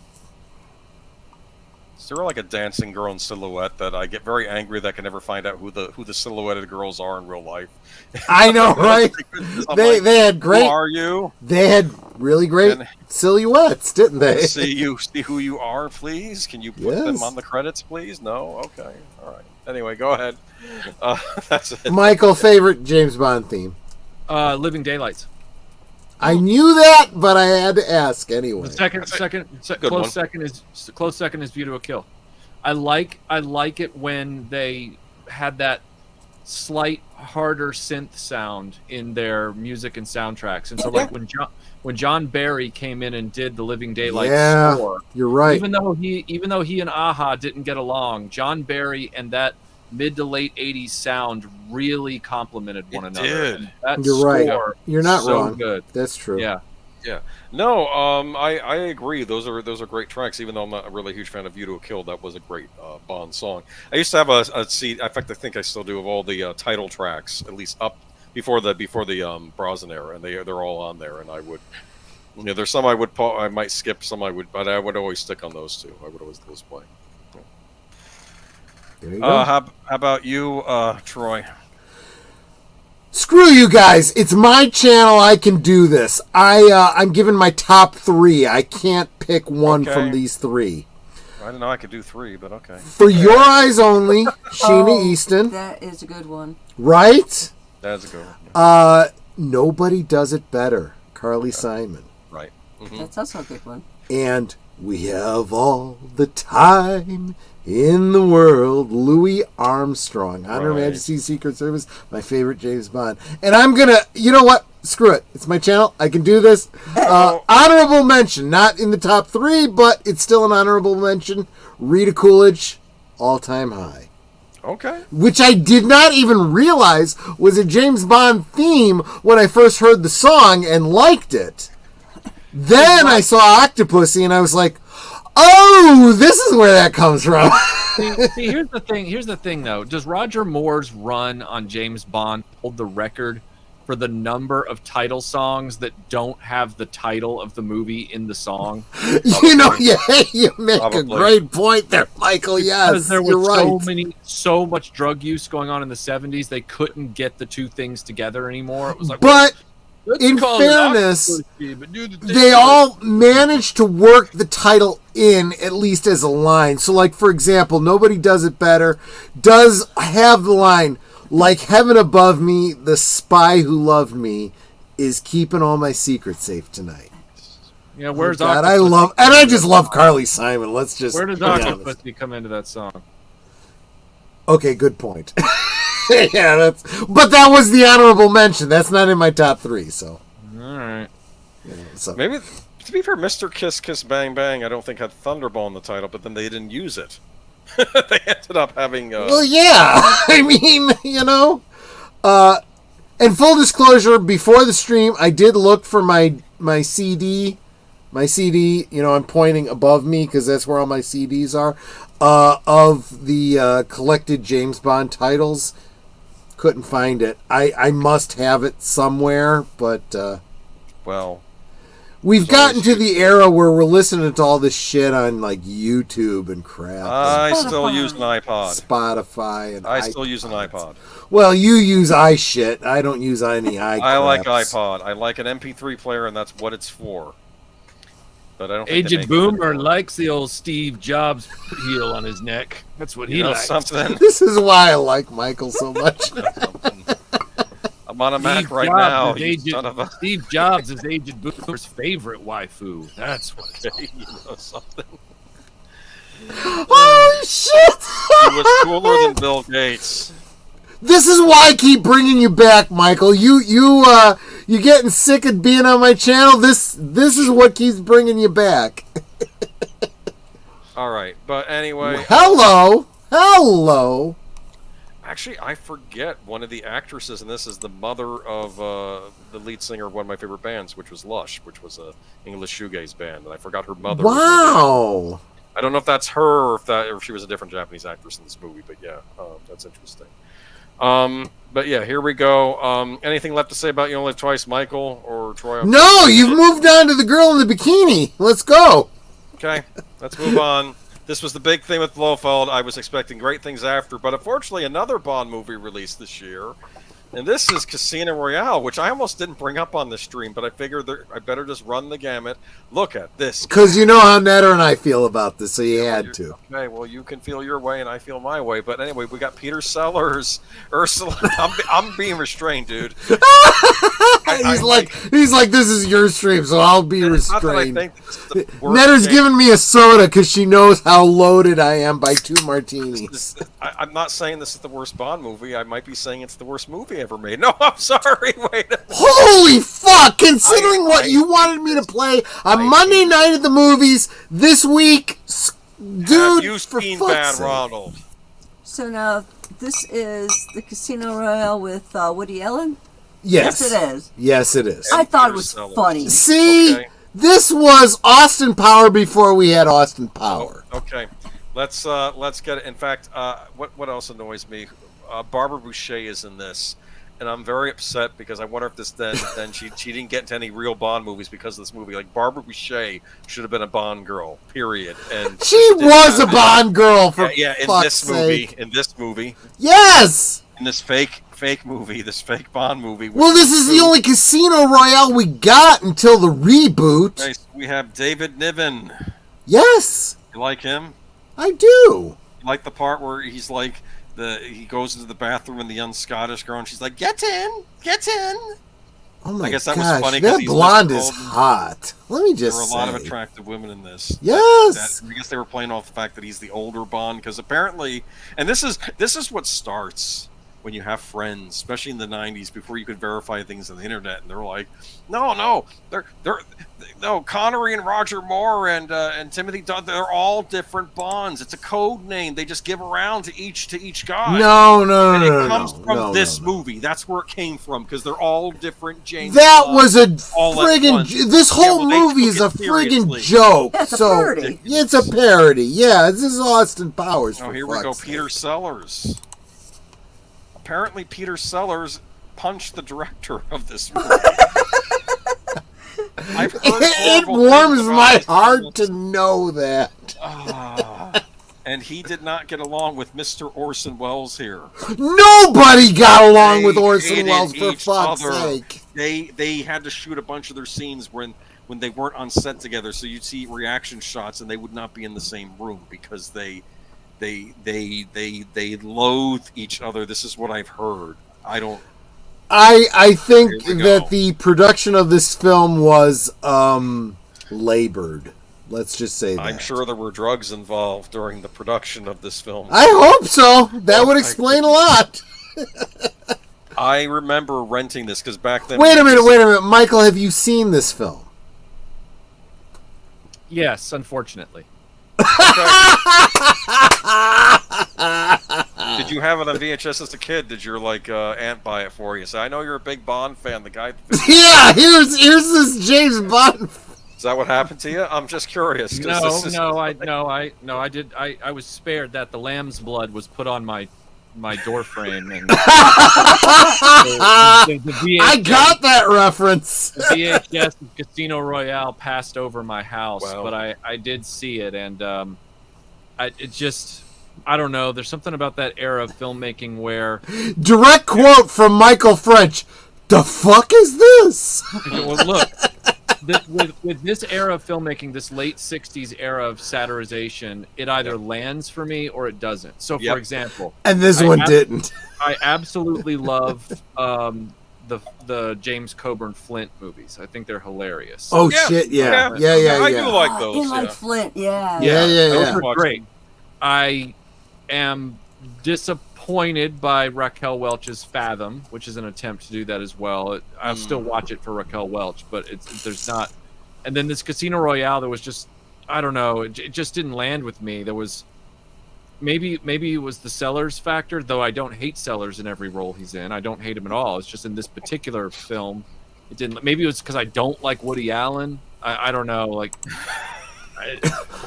Woody Allen is a measured thing. He's hit or miss. I'll admit I haven't wanted to like Woody Allen movies, but I have. So I think it's a love or hate sort of thing. Woody Allen is the sea cucumber of cinema personalities. You either like in really fairness, like food. I did like Sleepers and Bananas. I don't think I've seen either of those. I think. Oh, you should those. If you see any films of his, those are the two you should see. Anyway, what were we talking about here? We're talking about James Bond, Casino Royale. I like the girl in the post. I like the women in this movie too. There were lots of nice-looking ladies, like Barbara Boucher. Yes. You can see a lot of Barbara Boucher in "Don't Torture a Duckling" from Lucio Fulci. All right, but let me make a note of that. Okay, if you want to watch that. But anyway. This is just a no. But it's okay if you like it, because like I said, people have tastes, and tastes differ, right? And we can all get along. All I'm going to say is, when I rented this from the Blockbuster, when I was trying to watch all the Bond movies, I think I got almost to the end, and I was prided on myself. I was a young cinephile, and I'm like, I watch movies to the end, and I'll judge it then. And I think I got to the part where there was the psychedelic stuff going on with Orson Welles, and I think I only had, 10 minutes left, and I'm like, life's too short. I stopped the tape, rewound it, didn't watch anymore. I did finally rewatch it again years later and made it to the end, but no, there's something about this. Maybe I had to have been alive in the 60s to understand some of the stuff going on here. I get what you're saying. No. This is the thing I try to impart on all of my followers. Song at the end. I'm sorry. We tend to talk about older films, older franchises and stuff. You do need to kind of understand the cultural context of most of these things.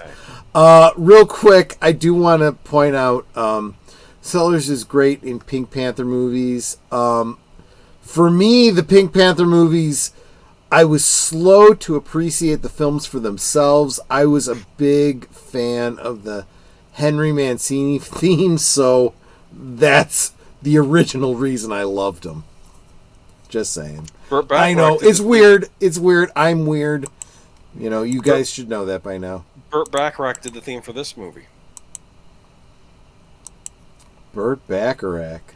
You know what was... we could do a whole stream just on Burt Bacharach. Well, not tonight. Anyway, what was I going to say? No, not tonight, of course. I used to watch the show Mad Men, and you can tell from Mad Men, even though he's not obvious about it, you see Don Draper every once in a while, you see him reading a James Bond novel, right? He's obviously a Bond fan. Many men of the era were. There you go. And then he's in a theater one time, and like he's talking to someone from the office, and then she leaves, and then the movie starts, and I'm like, what is that song? I know that song, and I realize it's the song from Casino Royale. He's in the theater watching Casino Royale, and nothing more is done with that. Yeah. And I thought, what did Don Draper think of Casino Royale? I want to know, because I know he read the book. There you go. There you go. Anyway. You got to take it with a grain of salt. It's parody, you know. Okay, now you can remove. We spent way more time on Casino Royale than you intended, Boomer. We can remove these slides. Now go to Bond B. We'll try to kind of crack through these. All right, come on. Is that the one that's showing Austin Powers? Yes. Okay, there you go. Now I put this up here. Not going to spend any time on Austin Powers, but I'm saying here's your Bond parody. Yes. This I greatly enjoyed at the time it came out, and this tears Bond a new one, but it's funny. I'm sorry. It just it goes after the Bond villains too, not just Bond. It really does. Yeah, absolutely. It's a perfect. It sends up other spy movies of the era too, but it really goes after Bond. It's a very funny movie. That's all I'm going to say on Austin Powers tonight. Okay, I just wanted to bring that in there as a fair enough alternative to Casino Royale. But anyway, and here we go. Far up. Far out, far more. James Bond 007 is back. George Lazenby is James Bond 007 on Her Majesty's Secret Service. Yep. Probably my favorite James Bond film. That's just me. I don't hate this movie. There's a lot I love about this movie. I have some issues. One, I think Lazenby, and people might disagree, I think Broccoli, it sounded like the producers had it in it for him, because I'm not saying he was perfect either with the press either. No. He probably did himself some damage too, but I mean, these are big shoes to fill with Connery. True. Here are things that I think if this had been like a soft reboot, it would have gone along better, because it doesn't follow the continuity really set by the other films, because for starters, in this movie, he's supposed to be meeting Blofeld for the first time, because in the book, he's meeting Blofeld for the first time in the book. And I think they were trying to stick close to the book, but the problem is that doesn't gel with what happened in the prior movies. Let me make a supposition. Okay, yeah. I feel like what they were trying to do with On Her Majesty's Secret Service was kind of touch on the story of Casino Royale, which they had never done.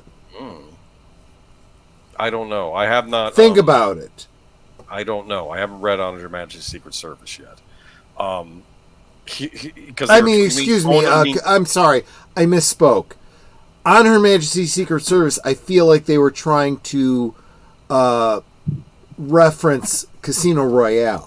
Possibly. Think about the storyline of Casino Royale, the romance and so forth, right.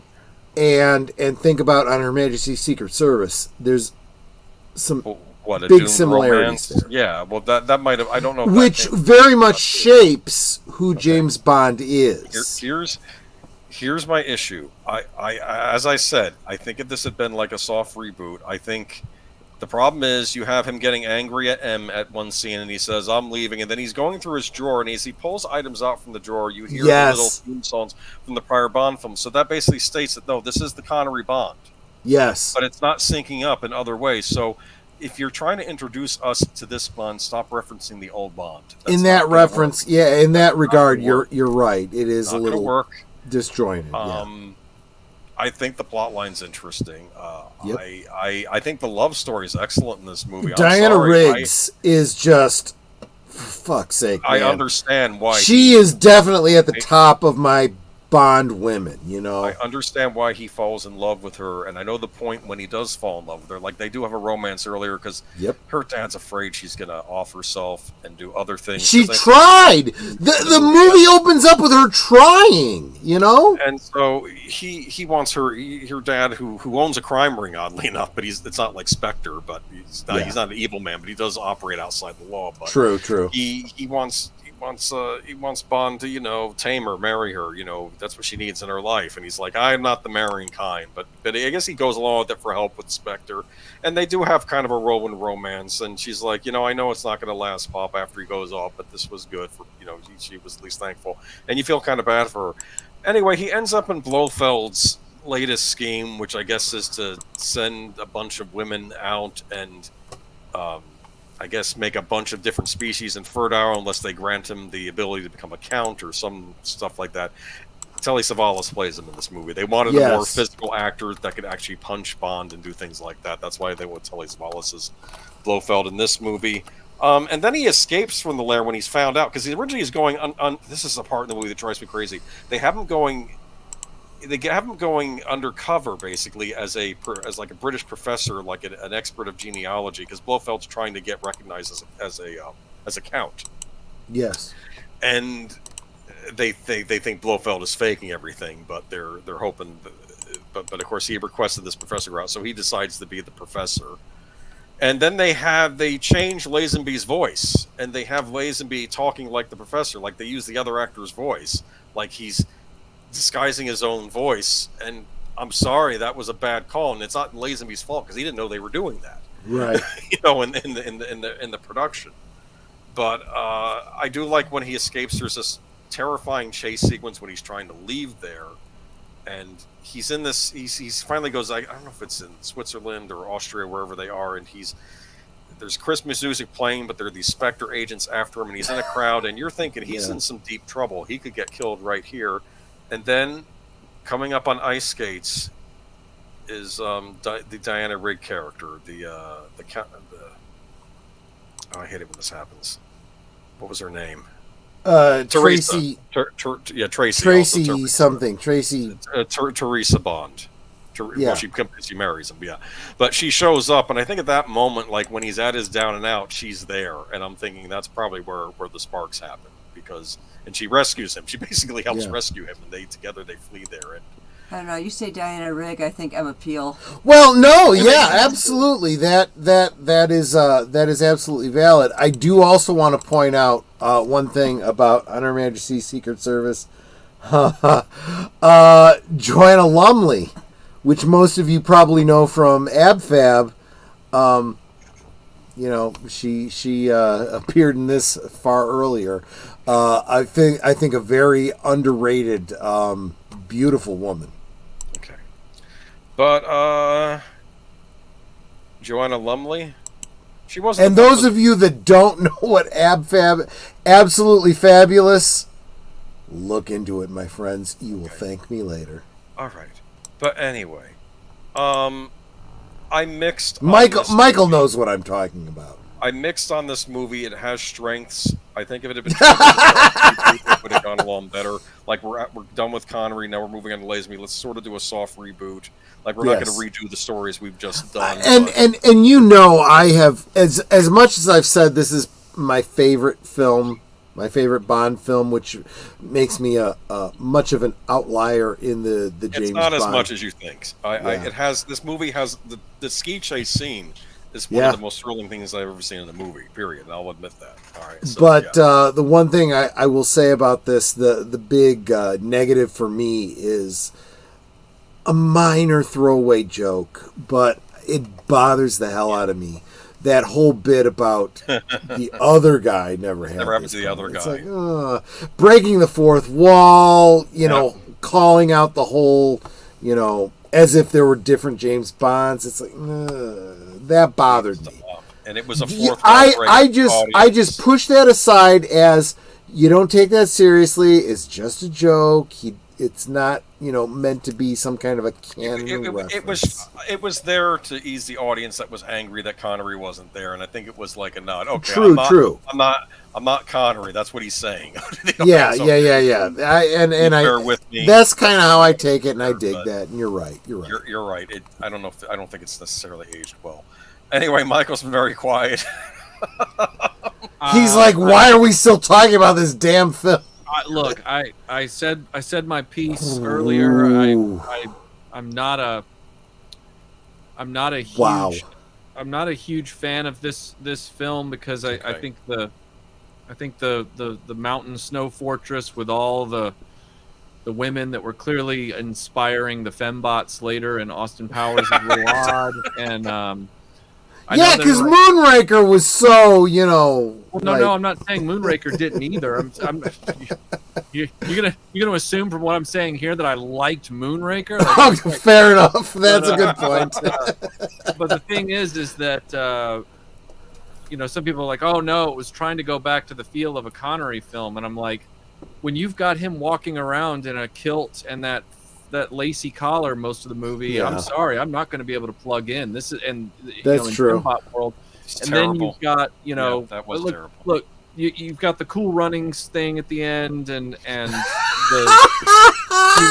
you've got the self-referential like weird title sequence where they're basically like draining all the other movies past you. Yeah, and, it's like his office looks like a Planet Hollywood of Bond props. Like it's not. It's like, what is this? Like this is no. So the only thing I would agree with that has been said so far is I do agree with Troy that Diana Rigg was definitely she was definitely the hardest pair of breasts in the whole Bond series, and I mean for that we can give the film some props. See, this is the thing about Diana Rigg between this and Emma Poole and so forth. When we get to Game of Thrones, it's like, fuck it, she's still hot. I don't care how old she gets. I don't care how wrinkled she is. She's Diana fucking Riggs. She aged gracefully. I will say this. Yes. But there's right there. You go there. Yeah.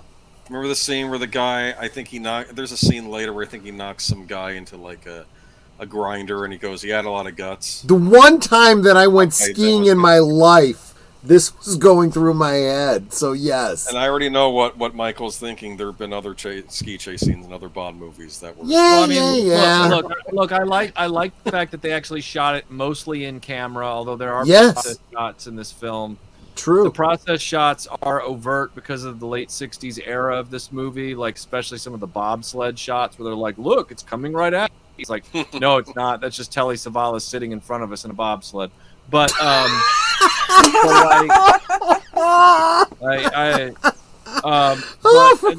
least this isn't as bad as Roger Moore on Profile on a treadmill just doing this in front of a moving screen and then looking like it's better. Oh yeah.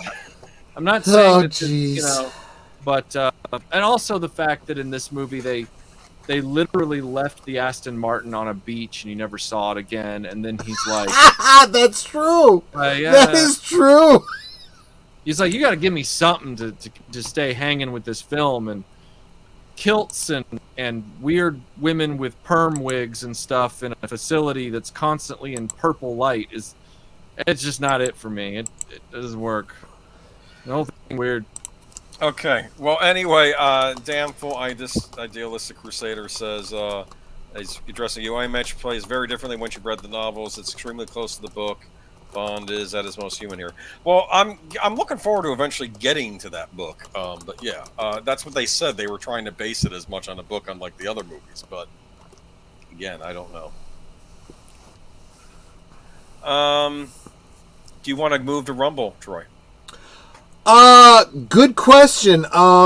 Michael, one of the things I'm trying to do is trying to build my Rumble channel, and after about 2 hours, what I like to do is try to convince everybody to move over to Rumble, end the stream on YouTube, and if people are so inclined and charitable, maybe they could follow me on Rumble. So, would you be okay with that if we do that? I don't really have a choice. Well, that may be true, but I have asked your opinion. You could. No, I know that, but it's like here are your choices.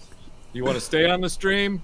Not. And I'm like, well, no, that wasn't. No, that's not what you're saying. That's what reality is saying. So it's like, well. Oh, for fuck's sake! I'm too drunk for this shit, Michael. What he's saying is he streams on both Rumble. Do you mind? YouTube. Is that okay? Do you feel okay with that? I get what. Yeah, no, that's fine. I don't care. Okay, guys. So what I'm going to do is I'm going to drop the. There we go. Dropping the Rumble link. What I'm going to do is I'm going to be. I just said it, didn't I? I'm going to be ending the YouTube stream. I'd like you guys to, if you want to continue with us, hang out with us. Come on over to Rumble. We're just going to continue. And, you know, if you're having fun, maybe follow me on Rumble. Rumble is where I will be if YouTube ever yeets my channel, which seems more and more likely every day. Just saying. What do you like? Why? You're one of these, because Boomer can tell you. I get into can't even tell me how old he is. All right, so that's right. Fuck you, Boomer. You're an asshole. No, because every now and again I get a little political. I say some things that YouTube doesn't like, and I honestly believe that if I get big enough for them to notice me, they may say, "Well, fuck you." He wants a backup plan, so he wants a built-up Rumble channel. Yes, and that's the other thing. I just want to have a backup just in case, you know. I understand completely why you want to start mirroring your channel over on another platform. I get that totally. I just can't fathom why on earth you would be in danger of being deplatformed at all. Like, because I am overly cautious. Probably. That's why. That's the truth. Actually, I'm going to... thank you, Netter, for taking care of this for me. I will pick this up on Rumble, so... bear with me, guys. I keep forgetting there's a private chat, so I didn't even... That's not... no. This is better to pick up on Rumble. So, we'll jump over to Rumble, and we will pick up with Diamonds Are Forever... Hold on a second. And guys, thanks for hanging out with me. You don't have to come over to Rumble if you don't want to. And I am still streaming on my YouTube channel. And Netter is still on YouTube. If you guys are on Netter's channel, just stay on Netter's channel. But yeah, I'm going to be my channel. Well, you better stay on your channel. I'm streaming right now. Netter is streaming this at the same time that you are. Yes. Oh, wow. Well, you guys are fancy. That's amazing. And actually, I gave Boomer the opportunity, but he chose not to because we had a bad experience on the last it's stream. just I don't want anything happening while Michael's on. I know. We're trying to not allow any trolls in when Retroblasting is on with us. Plus, I'm doing the presentation, so last week I didn't even realize it was coming from my channel when the guy was. It was weird. We got a troll that was saying all kinds of really crappy things, and I assumed because I see a little symbol that says when it's not on my stream, I thought it was Netter, and I'm like, Netter, can you check in the private chat? I said, Netter, can you check your YouTube channel? I think somebody's being a troll. Get rid of them. And it turned out it was Boomer. And he's like, how do I attract these guys? You know? I don't know. I never saw the guy before. But that's okay. Don't. I think you've taken it way too. It could have happened to any of us, Boomer. Don't worry about it. No, I know, but I'm just saying, just as a precaution, while we have a special guest. Anyway, I'm going to drop the YouTube channel. Thank you guys for hanging out with me on YouTube. I did drop the Rumble channel. We will continue over there. Thanks for understanding, and we'll catch you on that side. And I'm going to do the thing where I remove it.